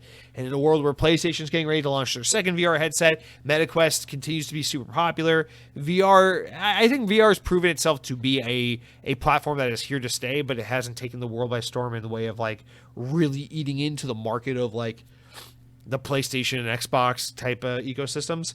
But, in a world where VR has made itself a known presence, a permanent presence, it is cool to see Xbox have some kind of way for you to engage with these headsets, as well as, in relation to your Xbox gaming experiences. So I, for one, am really excited for this. I think this is fucking awesome. I don't see this as potentially being a way for them to eventually explore, should we do VR? I don't read this that way. I read this entirely as we need to get Game Pass in the hands of players. We need to meet players with where they're at. That's like the ongoing mission statement at Xbox, is we want to meet players with where they're playing at. And I think right now we're facing this time where there's an up and coming generation of young gamers right now who are being raised on iPads and free to play Fortnite, iPhones, and VR headsets. Like that's gaming to a lot of kids right now. A lot of kids are not as enamored with PlayStation or Xbox or Nintendo the way that a lot of us grew up. And Microsoft is trying to have their freaking platform available in all those spaces. If kids are going to play Roblox and Minecraft on phones, and they're going to jump on random VR games and drop F-bombs at strangers and all the various things that kids like to do, Microsoft wants to make sure they are available on those platforms so that at the very least they can have that exposure. Maybe you don't get little Johnny, 6-year-old Roblox elite player, to ask mommy and daddy for an Xbox Series S for Christmas, but maybe if you put cloud gaming on his Oculus Quest 2, next time he's playing VR Rec Room or whatever the fuck, he'll see Xbox cloud gaming and be like, gee whiz, mom and dad, what is Minecraft Dungeons? And all of a sudden, there you go, you're getting a little Johnny involved. So again, it's just about trying to meet all the markets with where all the markets are at. And to me, this is a win. Like this is actually a feature I will use. Like I have every intention of using it. I think this will be awesome. And it broadens the user base of the Xbox, of the Game Pass user base. I don't know. I'm genuinely excited. I think this is really cool. I want to be able to read this the other way and do the whole, is Xbox dipping their toes in the water and trying to explore VR? Do you think Xbox will do? No. I don't want to entertain the conversation or the idea, because I just don't feel like that is even remotely something they're doing. And Microsoft as a company, as a broader company, Microsoft has explored mixed reality and augmented reality to quite a large extent, but it has a lot to do with their kind of metaverse, and also like technological and innovate in educational fields. It's a lot more of an enterprise or an industry kind of leading thing, and less of a consumer focused product with HoloLens, with Microsoft's mixed reality efforts. And they've made it very clear, like, we're not trying to make this a gaming thing. Although there was a time, if you remember back in the day, about 8 years ago, where they were initially teasing and marketing this technology as potentially having gaming use cases. It just never came to fruition. We never heard about it again, and they've made it abundantly clear that they specifically don't want to get into VR. So I just don't want to continue to entertain that potential notion. I don't think this has anything to do with that. It's simply just about, it wouldn't be that difficult to get this streaming service that you're trying to grow and grow and grow onto yet another platformer where there's a new up and coming user base of young gamers. So let's try to meet them where they are. And that's really all this is. But boy, oh boy, is exciting, because I think this is a really fucking cool way to play your Xbox games. All right, next up, let's talk about the Game Pass subscription money-generating revenue number stuff. I actually think this is really interesting, kind of in line with that story of Mild Amusement with Ark Survival earlier in the news. This is like an even more interesting version of that kind of story, where Microsoft have generated around $2.9 billion in revenue from Xbox Game Pass subscriptions on console in just last year alone, it's been reported. As spotted by Tweaktown, the lengthy report by Brazilian's Administrative Council of Economic Defense on Microsoft's proposed acquisition of Blizzard Activision included a small table revealing that information. According to the table, of which CADE says the source of Microsoft itself, the Xbox company saw an income of $2.9 billion worldwide from game subscription services for consoles, meaning Xbox Game Pass. There is no word on whether or not that includes anything like Xbox Live Gold or whatever, but we assume for sure that's Game Pass. It's worth noting that the actual profit is not revealed on the report and that the revenue figure does not include PC Game Pass. So this is simply home console Game Pass subscriptions, and it's just by revenue, not by net profit, or not by net profit, it's just revenue. As noted by Tweaktown, this means that Game Pass has made up roughly 18% of Microsoft's total annual revenue, which was $16.28 billion, nearly 30% of its games and services revenue, $12.581 billion for that period. The table also claims that the Nintendo Switch Online saw a $932 million last year, while EA Play reportedly took in $356 million. Now, it's important to note, Game Pass is a $10 to $15 a month service. Nintendo Switch Online is a $3, $4, $5 a month service. So for them to be making that, roughly half the same amount of money on a service that costs a fraction of the same amount, just obviously speaks to the install base of the Nintendo Switch versus the install base of Xbox hardware, of course. And then EA Play, 356. I don't know whether or not to look at that as an impressive number or not. I never thought EA Play was that successful of a service, and I really don't know if I should look at that as it's better than I thought it was, or it's about on par with where I thought it was, or it's worse. But wrapping up, it says no figure was given for Sony's game subscription services, PlayStation Now, which is now defunct and revamped into their new PlayStation Plus thing they relaunched this summer. Nothing was shown on that, so we don't have figures for how that service was doing while it was running last year, but the information given was part of CAD's reporting explaining why it had approved Microsoft's proposed acquisition, which we will get into actually it's in our next story. But first, I want to just stop here and talk about this. So I don't have too much to say about this because it's a numbers thing, right? But $2.9 billion in revenue from Game Pass.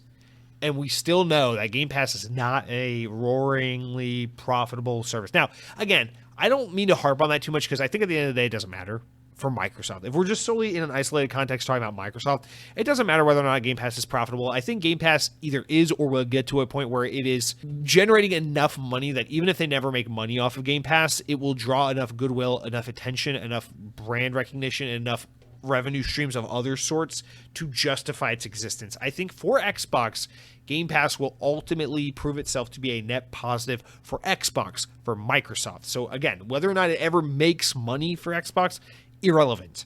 I think it will draw enough attention to hardware, accessories, in-game purchases, DLC, all the various purchasing options that as we see this Game Pass subscriber count continue to climb and climb and climb as it just reaches all over into all the VR headsets and phones and tablets made by Tencent, all the sorts of devices, I think we will see that number kind of even itself out more and more and more, where it just doesn't matter what kind of loss Microsoft's taking, because Microsoft can frankly afford to take that loss. The reason why I care about the profitability of Game Pass is because I think if Game Pass continues to just, think about where Game Pass was in 2017 when it launched, and think about where it is now 5 years later. Think about where it's going to be in 5 years. Game Pass is going to exponentially just continue to become a monstrosity of just a gaming service that no one can keep up with. And the reason why I care about its potential to be profitable is because that has everything to do with what's in store for Nintendo's future, what's in store for PlayStation's future, what's in store for the other guys, the third party's future. Because I want to make sure the future of gaming has room for other players. And I would be sad if a service like Game Pass makes it so financially unattainable for so many players that all we're left with, are the people who have so much fucking money that they can afford to just take a loss endlessly. And that would leave us with Microsoft, which I'm cool with. I love Microsoft. It would leave us with Tencent. I'm not cool with that. It would leave us with Saudi Arabia. I'm not cool with that. It would leave us with Google. I mean, they'll come in and out of it as they please, or Amazon. And this is where I start to draw the line, is where it's like, the only players that can afford to play the game now are the worst actors possible. That is my only concern about the profitability of Game Pass, is because I do worry about a potential future where people are so hooked on subscription service gaming that it starts to eat away at the desirability for people to play on other platforms like Nintendo or PlayStation. And then you see companies like Nintendo and Sony run into the issue of, well, we cannot sustain a service like Game Pass, Nintendo, obviously, they talk about the war chest, right? Nintendo has so much money. Nintendo is a tiny, tiny company compared to a company like Microsoft. Nintendo has money, and they're smart, and they're wise, and they're frugal, and they know how to extract a lot of fruit from their development initiatives, sure, give Nintendo for a lot of credit for all the things they do. They make profitable hardware that's cheap to manufacture, and they make a lot. They do a lot with a little. Like Nintendo's great at these things, and they've been incredibly profitable, incredibly wise financially. But they're no Microsoft. Nintendo could not afford to do a Game Pass type service. And Nintendo made Nintendo Pass, where the latest Mario and Zelda just launches straight into Nintendo Pass whenever they come out. That would destroy Nintendo. That would fuck them up so bad. And that's my concern. And it's not today, it's not tomorrow, it's just down the road where it's like, man, $2.9 billion in revenue, that's a lot of revenue, but we know Game Pass isn't profitable. So how much are they putting into it? And that comes down to kind of what we were talking about. The money they're throwing down to get games like Ark Survival or Outriders or MLB, the massive sunken development costs, and making a game like Halo Infinite that has just been such a massive cost. And then being like, here you go, Game Pass. These things are expensive as hell. And yeah, they monetize them in other ways, and I think it's going to work out for Xbox in the long run. I'm not worried about Xbox. I'm not worried about Microsoft. But boy, oh boy, I would be crestfallen if in the future we're not making fun of Nintendo for making yet another Zelda game or yet another fucking Smash Brothers game. But instead we're like, are you guys subscribed to 10 Cent Plus? It only costs 10 cents a month because it's so fucking awesome and you can play Genshin Impact 3 on it. And I'm like, oh, okay, now I want death. Now I have a seething pain in my heart, and I need it. I need death to come and cure it, and that is where we would end up. So, that's one very specific potential outcome. Hopefully, it's the least likely. Hopefully, it doesn't happen. But this stuff makes me weary. It at least gets the wheels in my head turning a little bit and starts to make me wonder. And I hope I'm wrong. Oh God, I hope I'm wrong. Thankfully, I am wrong a lot of the time. But God, I hope I'm wrong on this one. But that's crazy. We know Game Pass isn't profitable. And last year in revenue, it brought in $2.9 billion just on home consoles. Think about that. That's crazy. That's absolutely crazy. Okay. All right, let's move on to the other half, the other story that was extracted from that filing for this week. All right, continuing on with the Brazilian Administrative Council of Economic Defense, or CADE, or CADE, whatever. They've said that they believe PlayStation could still be competitive with Xbox despite Call of Duty becoming, or if Call of Duty were to potentially become exclusive to Xbox's platforms, which we also know is not going to happen, or at least not anytime soon. On Wednesday last week, the country's competition watchdog said that it had approved Microsoft's proposed $68.7 billion merger with Activision Blizzard with no restrictions. Yeah, Brazil was the first one. They were just like, fuck yeah, make it happen. Brazilians are obviously Xbots. That's a given. Explaining its reasoning for their decision, their approval, Kate appeared to imply that Sony can have little reason to complain about potential exclusivity given the exclusive content a role in PlayStation's success story. Quote, investment in exclusive content is and always has been very important to the competitive dynamics of a console segment, the report states. Continuing on, exclusive content was most likely one of the main factors responsible for positioning the PlayStation as a leader in the world console market for more than 2 decades, a leadership that continues to this day. CAD then claimed that even if the deal eventually resulted in PlayStation losing access to Activision Blizzard content such as Call of Duty, Sony would still have the means to remain competitive, as Nintendo has managed to do so without having that blockbuster FPS series on its console since the Nintendo Wii U. Guys, reminder, the last time a Call of Duty game came to Nintendo hardware was 2013's Call of Duty Ghosts on the Nintendo Wii U. Quote, with the acquisition of a publisher such as Activision Blizzard and considering the theoretical risk of the company's content becoming exclusive to Xbox, it is likely that the eventual conclusion of the transaction will give Microsoft a considerable competitive advantage in the console sector, it said. Continuing on, even so, CAD does not see such advantage as it represents a risk of closing this market for current competitors. As it rarely is seen, Nintendo does not currently rely on content from Activision Blizzard to compete in the market. So they use Nintendo as the proxy, as the example as to why Sony, even if Microsoft were to play dirty and take Call of Duty away from PlayStation, why Sony would not be at a competitive disadvantage. Now, this is, I half agree, half disagree with this because Nintendo has not fostered a market that craves Call of Duty. The reason why we don't get Call of Duty on Nintendo isn't because Nintendo's hardware can't handle Call of Duty, even though it can't. The reason we don't get Call of Duty on Nintendo consoles is because the Call of Duty market does not demand access to Nintendo's platform.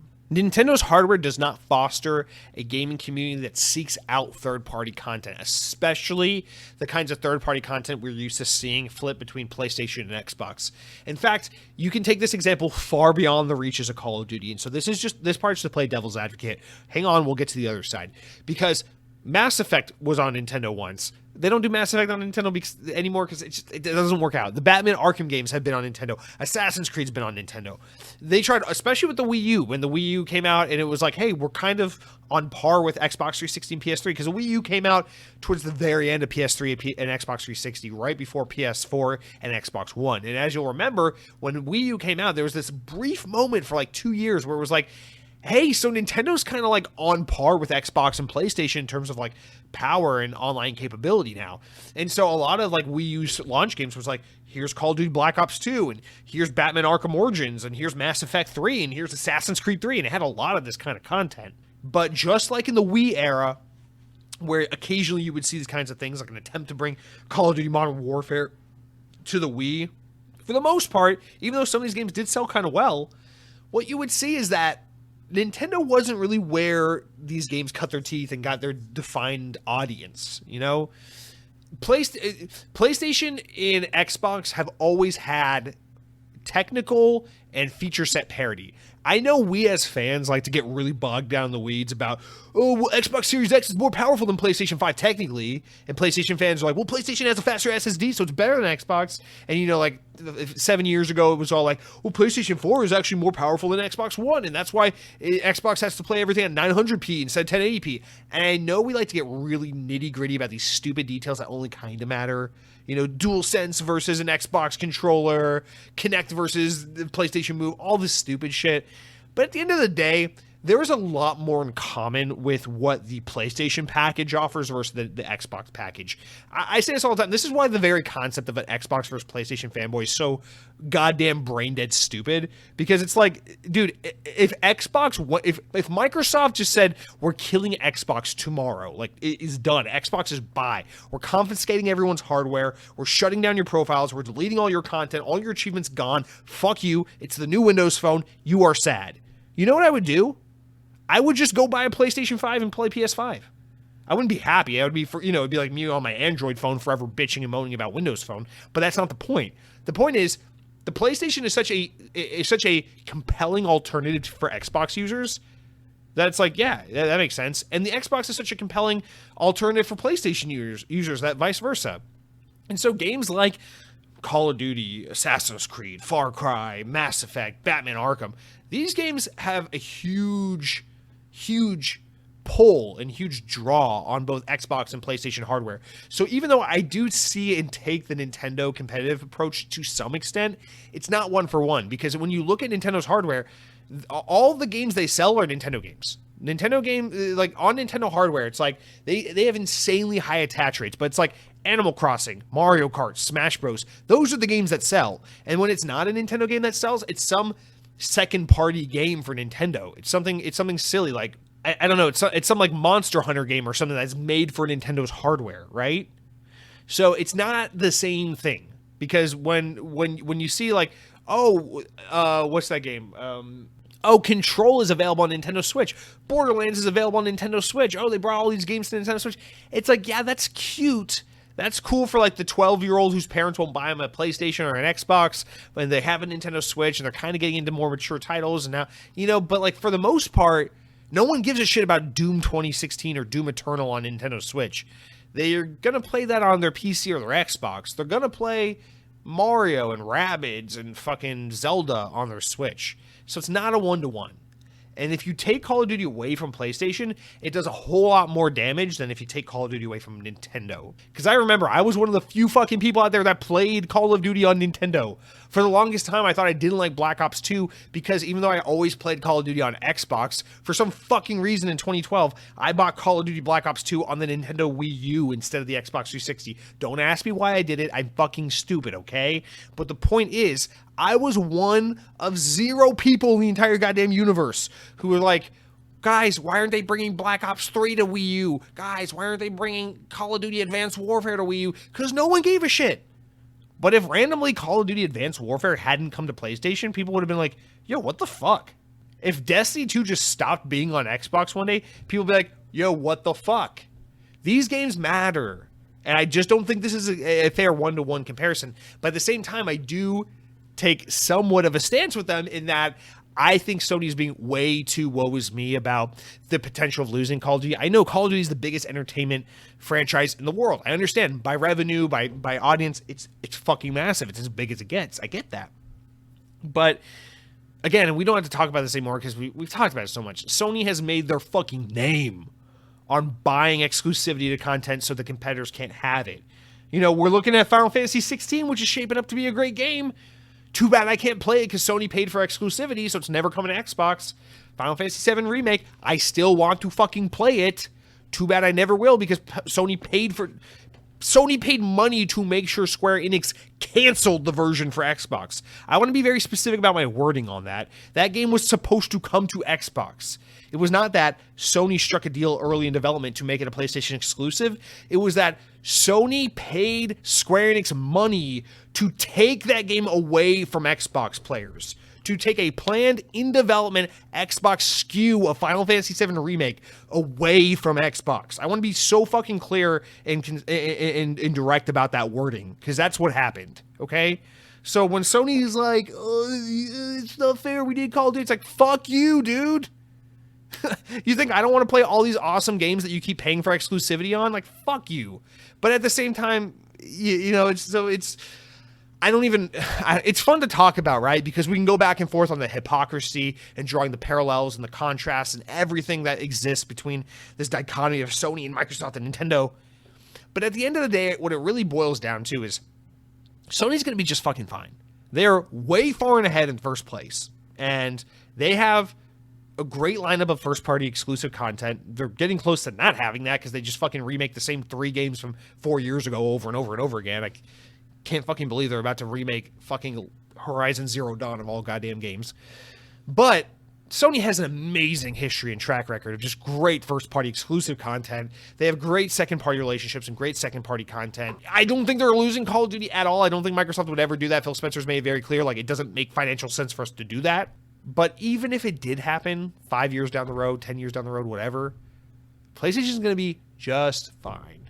And I promise the only way that Sony is going to react to this acquisition when it finally does go through, because it will go through, mark my words, the EU is going to approve it eventually. It's going to get through all the regulatory boards around the globe, and it's going to happen. Probably by the end of the year or early next year.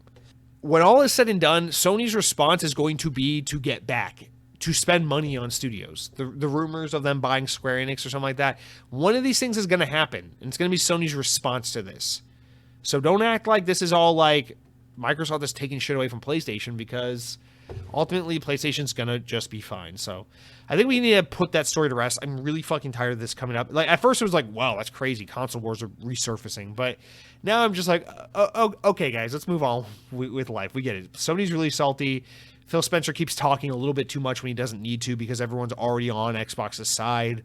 Like, if anything, Xbox has done a little harm for themselves, because last week, they put up that stupid propaganda website about, like, why it's good for everyone if they buy Activision, which is just fucking slimy and gross. That was so dumb that they put that up. Because here's why it's good for a major corporation to buy another major corporation. Here's why everyone wins when that happens. Like, fuck off, dude. Xbox, you don't look bad, but you're making yourself look bad by talking when you don't have to, because everyone thinks you're in the right here. So just shut the fuck up and let Sony look ridiculous by talking and talking and talking. But anyway, that's enough of that for now. Here's a quick one. Next story, VGC reporting, because VGC, the only news source out there as far as I'm concerned. I even get my world political news from them. It's a joke for those who don't understand. Ubisoft have announced that its global creative office, a new restructuring, which will see its business seek to give more autonomy to specific game studios. Now, in a press release, the company stated that the overall goal is to boost creativity and ensure the highest level of quality and execution delivering of Ubisoft's games. Ubisoft is seeking to move away from a centralized organization to better support the key segments of Ubisoft's portfolio strategy. They added, building on the group's vision, each poll will leverage its expertise and dive into the specificities of its audiences, such as game design and tech. Ubisoft CCO Igor Manso is leaving the company for personal reasons in November. Following Igor's departure, Senior VP of the Studio of Operations, Marie-Sophie de Waubert, will temporarily take over management of the creative office to ensure a smooth transition across teams and projects. So I wonder what this is kind of all about, because we keep looking at Ubisoft, and it looks like Ubisoft's kind of in a little bit of hot water. Things keep getting delayed and canceled and restructured, and no one likes the games they're announcing. It's just kind of been a little bit of a bad situation over there. And then the games they are working on are getting pushed back, and just Ubisoft's having a hard time right now. We talked about it on and on ad nauseum. Their event in September didn't even go over that well, because they just talked about like 47 Assassin's Creed games and never even mentioned that fucking Call of Duty competitor that I'm blanking on right now, X-Defiant. Like, whatever happened to that game? That game, you keep doing testing betas for it every weekend. You're never going to release it? What's going on? I think putting a lot more trust and a lot more autonomy in the hands of their individual teams is a good idea, especially when so many of them have been proven, because so much of how Ubisoft currently operates is like, hey, here's a big project. It's Assassin's Creed, it's a Far Cry, whatever. And we got teams all over the globe working on them. You know, giving more autonomy to those core teams as they kind of spearhead their projects and letting the teams kind of bring what they have to the table is cool, rather than having like a centralized team kind of parse it out. And the only thing my tiny brain that doesn't have much knowledge into, much of a look into how this all works and goes, can think of is that maybe the result of all these recent failures for Ubisoft has been a centralized organization that has been kind of micromanaging like what teams should be doing. Like, try NFTs, try games as a service, try Battle Royale, and all these things just aren't panning out. They're being negatively received, and dates aren't being hit, and all this. And maybe now they're saying, you know what? Maybe what we need to do is take a step back and let this restructure kind of form a culture where teams can say, hey, we know what our strengths are. We know what's best for us. We know what we hope to achieve and what we want to build. And like, fuck off and kind of let us make our thing, you know? And maybe it will result in a more creative Ubisoft that isn't making 25 of the same game. More creative Ubisoft that has the autonomy to make a game as they see fit without trying to shove modern gaming conventions like live service or free or fucking free to play or NFTs or whatever into the game. And so that is the hope, that is the desires, that's what this means, is it's a move towards that, because having an overarching hand on everything has been overall a bad thing. But conversely to that, we see Ubisoft struggling with getting games out the door in a reasonable time frame. And so the only thing is, I worry if giving all these teams more autonomy will maybe kind of make things a little more laissez-faire in terms of the production level, you know, how things are meeting targets in timelines and things like that, and ensuring that games are developing along nicely and hitting their targets. Obviously, they can't insinuate that they mean to be that hands-off, because games are expensive to make. They wouldn't just knowingly give up some kind of arm that is making sure teams are effectively and efficiently getting games made in the most cost-effective manner. You know, they wouldn't do that. That just wouldn't make sense for them.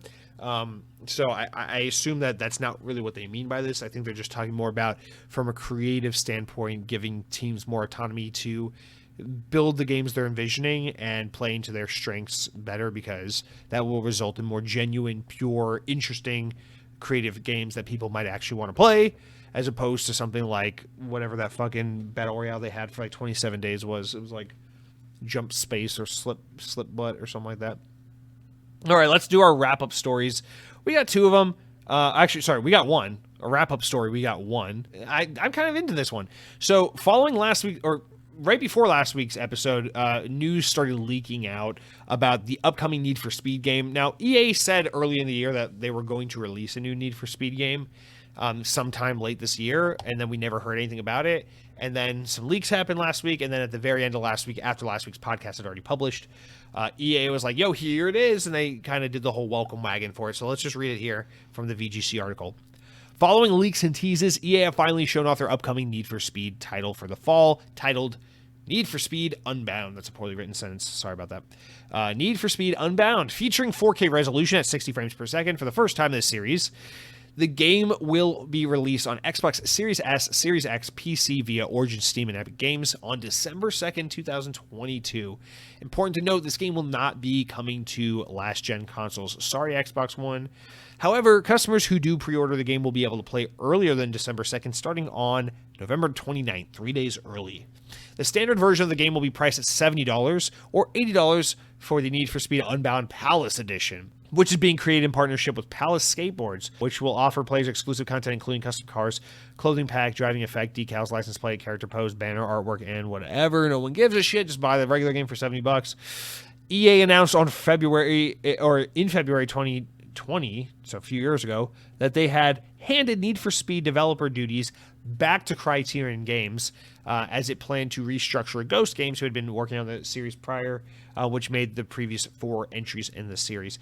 UK-based Criterion is best known for the Burnout series, definitely Burnout 3, Burnout Paradise, and has also developed 2 previous Need for Speed games, 2010's Hot Pursuit, which was pretty well received, and 2012's Most Wanted, which is one of my favorite Need for Speed games.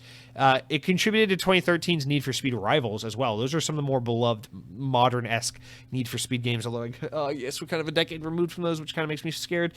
Codemasters Cheshire team, the outfit behind Dirt 5, the team behind Dirt 5, was integrated into Criterion earlier this year to help create future Need for Speed games. So not only will this be Criterion, the guys behind the original Burnout series, but also this is going to be one division of Codemasters, their Cheshire team, which is now part of Criterion. So a lot of talent that hasn't worked on Need for Speed in a while, plus talent that is new to Need for Speed, coming together to take the series back over. And guys, I gotta be honest, I looked at the trailer.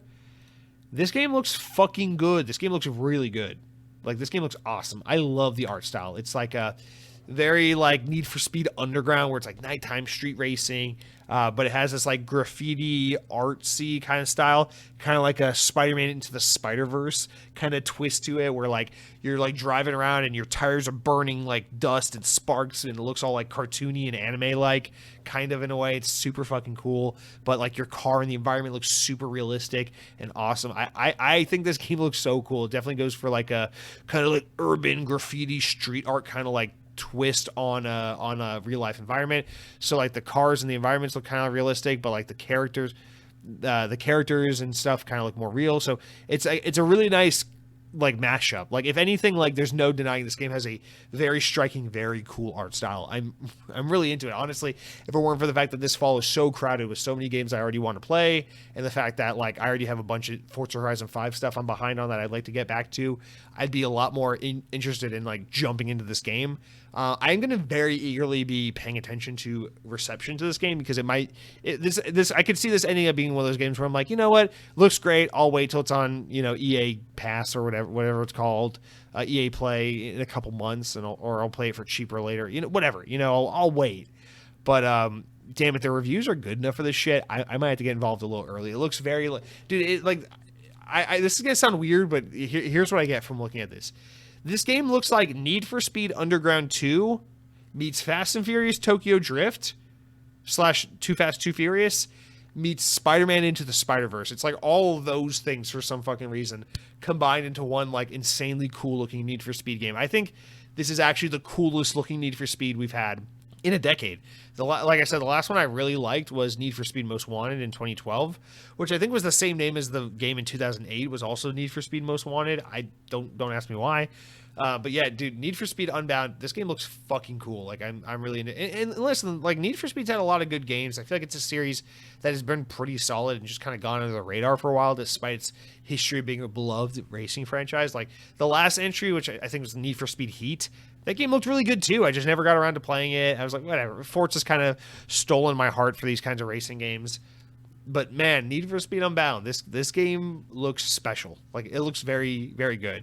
And I love that they're doing the whole, we don't get enough of this. We're always talking about how we want more of this. The whole, like, let's announce it, unveil it, show it off, gameplay, release date, everything. Show it all in October, and then we'll have it out 7 weeks later in December. I love it. Love it. So cool. This game comes out like 7 or 8 weeks after it was officially announced. It looks great. Man, like, dude, props to Criterion and EA for handling this, because I wish we got more announcements like this. Great looking game, amazing announcement to release cycle. I hope this game does well. I hope this kind of puts Need for Speed back on the map a little bit, because it looks like it deserves to, at least. But hopefully it lives up to being as good as it looks, because it does look damn good. Now, that's going to do it for all of our news this week, guys. Let's roll on over to the important enough news. These are stories important enough to make the podcast, but not quite important enough to warrant their own discussion, of which we have a handful. Let's blast through these real quick. Video Games Chronicle reports the following. Overwatch 2 servers have been down intermittently following Blizzard's emergency maintenance period earlier this week. Maintenance saw the removal of 2 characters, Bastion and Torjon. Fuck if I know. These 2 characters have been removed from the game and can still be used in quick play, but will be taking a quick trip to the workshop, they say, while they iron out a few bugs for their ability kits, tweeted Blizzard. So those characters are being tweaked and stabilized. Overwatch 2 continue to be a little bit of a mess. Next up, Microsoft has officially confirmed released a new Xbox Series XS controller design, which we saw leaked the other week. It is the Lunar Shift design, which was spotted on Twitter in September, but now it's officially announced. It's $70. It's coming out now. It's actually available now in through Xbox's, the Microsoft Store, through Best Buy, all those channels, Amazon. Also, a third-party peripheral manufacturer, Razer, shout out to Razer, love Razer, has collaborated with Xbox to release a universal quick charging stand in the same Lunar Shift colors, which is available in the Microsoft Store for $50. I actually might have to buy that because I've been looking for one of those, so that's it looks good. All right, next up, VGC reports Activision is reportedly planning on releasing premium campaign content for Modern Warfare 2 in 2023. So yeah, this was already kind of teased earlier in the year, but now we're getting some good reporting from reliable Bloomberg reporter Jason Schreier, who says that we should expect an expansion for the upcoming game to be released a year after its a full release in 2023 instead of a new series entry. So as we all know already, Call of Duty Modern Warfare 2 will be getting a 2-year cycle. So instead of a new Call of Duty coming out next year, we'll get a second year of support for Modern Warfare 2. And that is when we should see this new campaign DLC be released. Also in the reporting, not only will there be new expansion, like campaign expansion, but they'll be selling a bunch of old Modern Warfare 2 stuff. So instead of a new Call of Duty in 2023, we'll get a Modern Warfare 2 campaign expansion plus it goes to, as Call of Duty Leak or Ghost of Hope reported, we'll be getting a map pack, which is supposed to have basically remasters of all the classic Modern Warfare 2 maps in Modern Warfare 2 2022. So OG 2009 Modern Warfare 2 maps for multiplayer will come into Modern Warfare 2 2022 so that you can play them there. I know it sounds confusing, but hey, that's Call of Duty. Activision already confirmed they're bringing new premium content to the game a year after launch, so that's no surprise, but now we're getting some reporting as to what that content might look like. And next up, the director of Silent Hill movies has claimed that Konami is releasing several new games. They have several games in development. The comments were made during a French video interview translated by Reset Era, in which director Christopher Gans, super French sounding name, claimed that there are actually multiple Silent Hill games in development, saying, I know about the next game in the series. I work with the team, with Silent Team and the original creators. I work on collaborating with Konami, he reportedly said. I'm working with the Silent Team, the creators of Konami, which are several games into development as we speak, blah, blah, blah. He's talking French, probably smoking a cigarette and drinking a coffee while he said all of this. Yay! Multiple Silent Hill games, probably one of them from Bloober Team as we've known, and then one from Silent Team from Konami directly. We'll wait and see. I'm so tired of seeing anything about Silent Hill because it's all just speculations, rumors, and leaks, and I just want to see the real announcement, so that's why I put it here instead of the main news, because I don't care. Until you show it, I don't care. Next up, Persona 3 Portable and Persona 4 Golden will release for Xbox consoles and Game Pass on January 19, 2023. Atlas has announced. Now, Persona 5 announces or releases in just a few days on Game Pass, but we hadn't until now had release dates for Persona 3 and 4 coming to Game Pass, which we knew were coming. We just didn't have dates until now. So October 21st for Persona 5 and January 19th for Personas 3 and 4. VGC, next up, VGC says actor Ellie Fanning will appear in the next game from Hideo Kojima. It's been confirmed. Now, would this be the Xbox game or some game they're working on for PlayStation? We don't know. But just in case this is the Xbox game, apparently she's going to be in the game. Who cares? All right, next up, the studio formerly known as Square Enix Montreal has rebranded themselves as Studio Onomo. The rebranding follows the studio's acquisition made by Swedish company Embracer Group. Square Enix Montreal was founded in 2011 with the goal of developing premium games before switching its focus to free-to-play games in 2013. It is the developer behind the mobile hit games like Hitman Go, Hitman Sniper, Lara Croft Go, Deus Ex Go, Hitman Sniper The Shadow, and Tomb Raider Reloaded, some of which were released on PC and console, but are mostly known for their mobile debuts. Onomo is a Greek word for, or the name that means endless possibility, a name that offers endless possibility, the studio said in the announcement on their website. So congrats on the rebrand. Square Enix Montreal, now known as Studio Onoma, which is a Embracer team and no longer Square Enix Montreal. That was a quick rebrand. Now that they're, it's crazy. Just the other day, they were Western team working for Square Enix. Anyway, let's get into our last two bits of news here. One, Blizzard has apologized for Overwatch 2's rocky launch and has axed the policy requiring all players to have a phone number attached to their Battle.net account in order to access the game. I probably should have put that up there earlier, but yeah, so that's not a thing anymore, although apparently Call of Duty and a lot of other games are going to require the phone number. And lastly, Platinum CEO has broken the silence on Babylon's Fall, saying that they have confirmed that the live service game is officially closing, which we already knew, but that they are very sorry for the disappointment that caused fans with how bad the game was and what a disappointment the game was and how much it failed.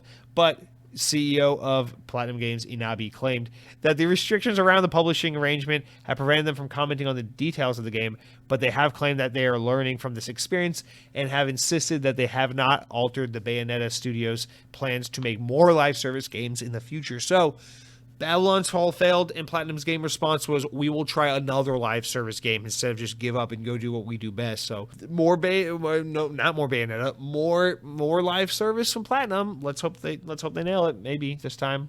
Guys, that's going to do it for all of our news this week. Let's wrap up the podcast with a couple of comments. We only got a few this week, but you know how it goes. If you want to get involved in the conversation, if you want to ask some stupid questions, if you want to call me on my bullshit, if you want to have a fun conversation, head on over to youtube.com/the Xbox On Podcast. It's actually youtube.com/Xbox On Podcast. Click on the latest episode of the podcast and leave a comment. You can say something nice like, Jesse, I appreciate that you were so emotionally invested in McDonald's Happy Meals that you can go on rambling about this thing that no one cares about because we're all adults that eat carrots and normal shit while you're out here fishing for fucking Big Macs. But, keep up the good work. You're kind of dumb and you're probably going to die of diabetes. I'm like, thank you. And then you can comment and leave something stupid and say, Jesse, I've noticed that when you take 6 and you multiply it by 7, you get 13, and you're also stupid at the same time. I hope there is a spider under your pillow tonight. Also, Santa Claus is not real. And I'll be like, fuck you, fuck you, fuck you, fuck you. And that will be that. But no one lets a comment like that this week, unfortunately. Maybe possibly a good thing. We got 3 comments to go through this week. The first one coming from none other than Mr. Maug, who has a massive penis, and who writes in about Halo's engine swap, which we talked about last week. He says, it would definitely be a strange thing to just swap everything over to Unreal Engine from Slipspace, but it's interesting that so many companies will end up just using Unreal anyway, like when CD Projekt Red announced how they're use Unreal Engines going forward. Mr. Maug, this is a great callback. I didn't even think to use this, but yeah, CD Projekt Red was using a proprietary engine for Cyberpunk, and then they cited that as being a huge issue for all the woes that game faced in development. Instead, going forward, they're just using Unreal Engine. Now, we know a lot of teams want to use Unreal Engine because the tools are easy, accessible, and because they don't have to build a fucking engine. It's just easy to use someone else's engine to build a game. Unreal Engine is so refined, it's so accessible, it's so good, it's so capable that really pretty much anything can be done in it, and you don't need to spend all the money and development costs and everything on trying to build your own engine. It just doesn't make sense. A lot of times publishers or developers don't want to use licensed engines like Unreal because then they end up owing money. So when you make a game with Unreal Engine, you owe, I think it's something like, the percentage can vary for like indie devs versus like big AAA games and big publishers, but it's something like 5% if I'm not mistaken, where it's like for every copy of a game you sell that was made in Unreal, you owe, like for example, Gears of War, famous Unreal game because it used to be made by Epic, who make Unreal. But, today it's made by the Coalition. It's owned by Microsoft, right? So every time the Coalition makes a Gears of War game, which is made in Unreal Engine, they have to give Epic, like, it's something like a 3 or 5% rip on every copy of Gears of War sold. because they licensed out the Unreal Engine. That's like the agreement, the contract that is worked out when using this licensed engine. So a lot of publishers like Microsoft or EA or whatever are like, hey, we want to use our own engine because you can save a lot of fucking money by not, you take 3 or 5% of every copy sold and you multiply it by the 10 million copies of the game you sell. That's a lot of fucking money you're giving to Epic over using their engine, where if you just eat the upfront cost one time to develop your own engine, now you can make as many games as you want in this series with this proprietary engine. You don't have to give anyone any money. And so that's where things like EA's Frostbite engine come into play. Sony has proprietary engines like Decima that they use. Xbox has proprietary engines like Halo's Slipspace engine. And that's where these come into play. But it's so often we see this issue where it's like, well, Halo's running into issues with Slipspace, or like a lot of teams outside of DICE who don't make Frostbite but are forced to use Frostbite because they're EA-owned companies go on and complain about how Frostbite is a piece of shit engine to work for if you're not making a first-person shooter. And actually, a lot of devs blame Frostbite for some of the reasons why Mass Effect Andromeda turned out the way it did. CD Projekt Red blames their internal engine for a lot of CD Projekt's issues with Cyberpunk 2077. And now we see a lot of reporting that maybe 343's woes and development issues have to do with this proprietary Slipspace engine. And so for a lot of people, it's like, yeah, we have to pay someone money to use it, but it's headache-free when you just use the mainstream engine that is proven to work. Everyone has it. There's tons of solutions and tools to make it work.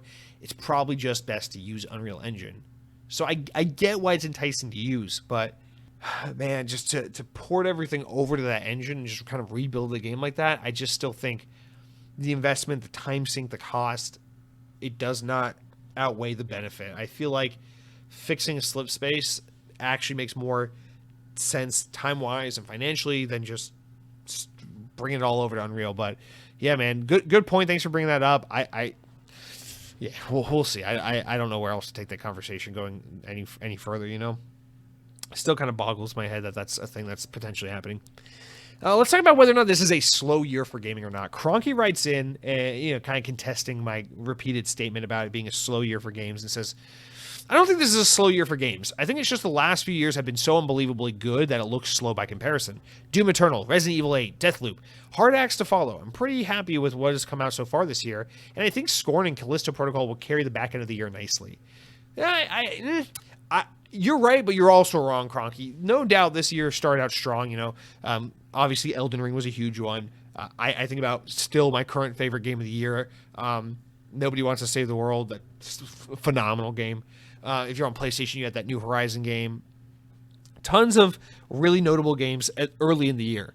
But then after Elden Ring came out, starting in late February, March, whatever, all the way until about now, it's been pretty damn dry this year. There's no denying that. And then, yeah, it's getting good in the fall. We got Sonic, we got Call of Duty, we got Batman, we got Callisto Protocol. We got a lot of games coming out this fall. We got Marvel Midnight Suns, lots of games, Scorn. So the list goes on, but I still say a lot of the games, even the ones I'm excited for, just aren't on a caliber, a level that's like, whoa, that game's coming out. We just don't have, this year is definitely sorely lacking its Starfield type game, its Halo Infinite type game, no doubt. Do I think it's been a bad year? No. In fact, I actually appreciate the slow year. It's allowed me to catch up on my backlog a little bit. I think a lot of us have appreciated that. It's also given us a lot of opportunity to explore some games on Game Pass we otherwise probably wouldn't have played, which I think is a great thing. But I don't know. I stand by this has been a slow year for gaming. We got a good front load. We're getting a good back load, but everything in the middle was pretty bone dry, and we never did get a game to the caliber of by the time the year ends, the two biggest games that will have come out for sure will have been Elden Ring and Modern Warfare 2. It's missing something, Okay, and our last comment comes from Acting Basher, who has a recommendation for us all. He says, Jesse, just got done with a really good game from Game Pass called Beacon Pines. Really well-written narrative story game. People should try it. Also, just started Tales from the Borderlands. Well, enjoyed Tales from the Borderlands. I don't know, I just want to give this a shout-out because Beacon Pines is a game I've come across. I've seen the image on my dashboard on Xbox a million times before, and so I went and watched the trailer, and I do want to give this game a try. It has a very late fall, early winter feel for me, so I don't want to play it now while it's Halloween time, but this game does look good. It does look like a nice little narrative driven, cozy kind of wintry fall game. I'm not crazy about the art style and everything. It looks a little too furry friendly for me. But also, I watched Zootopia and like that movie, so why not? This is a cute little narrative, isometric, 2D, kind of, not hand-drawn, but, I don't know, like fun indie art style kind of game. It just looks a little too furry, like, for my liking, but I do want to give it a go. So, thanks for the recommendation, and to all, play Dead Space or play Beacon Pines. You have a choice. Listen to me or listen to Acting Basher. But whatever you do, don't listen to your heart. Because what your heart's telling you to do is not what you really want. What you really want is to get on your Xbox right now, go over to the Microsoft Store, and you're going to want to pre-order the deluxe edition of Sonic Frontiers coming out November 8, 2022. Now listen to me. It's very critical that you get the deluxe edition for retail price of $79.99 because the $69.99 version is just not going to do it for you. In fact, I think the regular version is $59.99 and the deluxe edition is $69.99. So scratch that, but you're going to want to get the deluxe edition because it's going to come with extra gemstones, which is going to help you level up and give Sonic the most potential possible so you can defeat the evil Dr. Robotnik and restore peace and power to the freedom fighters. That would be the plot of the Saturday morning cartoon, Sonic Sat AM, as we call it in the community. But guys, this is Sonic Frontiers we're talking about. The music's looking great. We got Ian Flynn writing the story. I can't wait. Aren't you pumped? All right, that's going to do it for this week. Guys, for next week, leave a comment. Love to hear from you. Don't be shy. Reply. That's going to do it for our podcast this week, but I hope you guys have enjoyed it. I hope you had fun. I hope I haven't bored you to death with my stupidity and my rambling, although I probably have with some of you. That's okay. I hope you had a good time either way. Guys, until next week, have a good time. Be safe. Enjoy yourselves. Take care of yourselves. Take care of your families. Love one another. Eat some good food. Play some good video games. And until we meet again, power your dreams.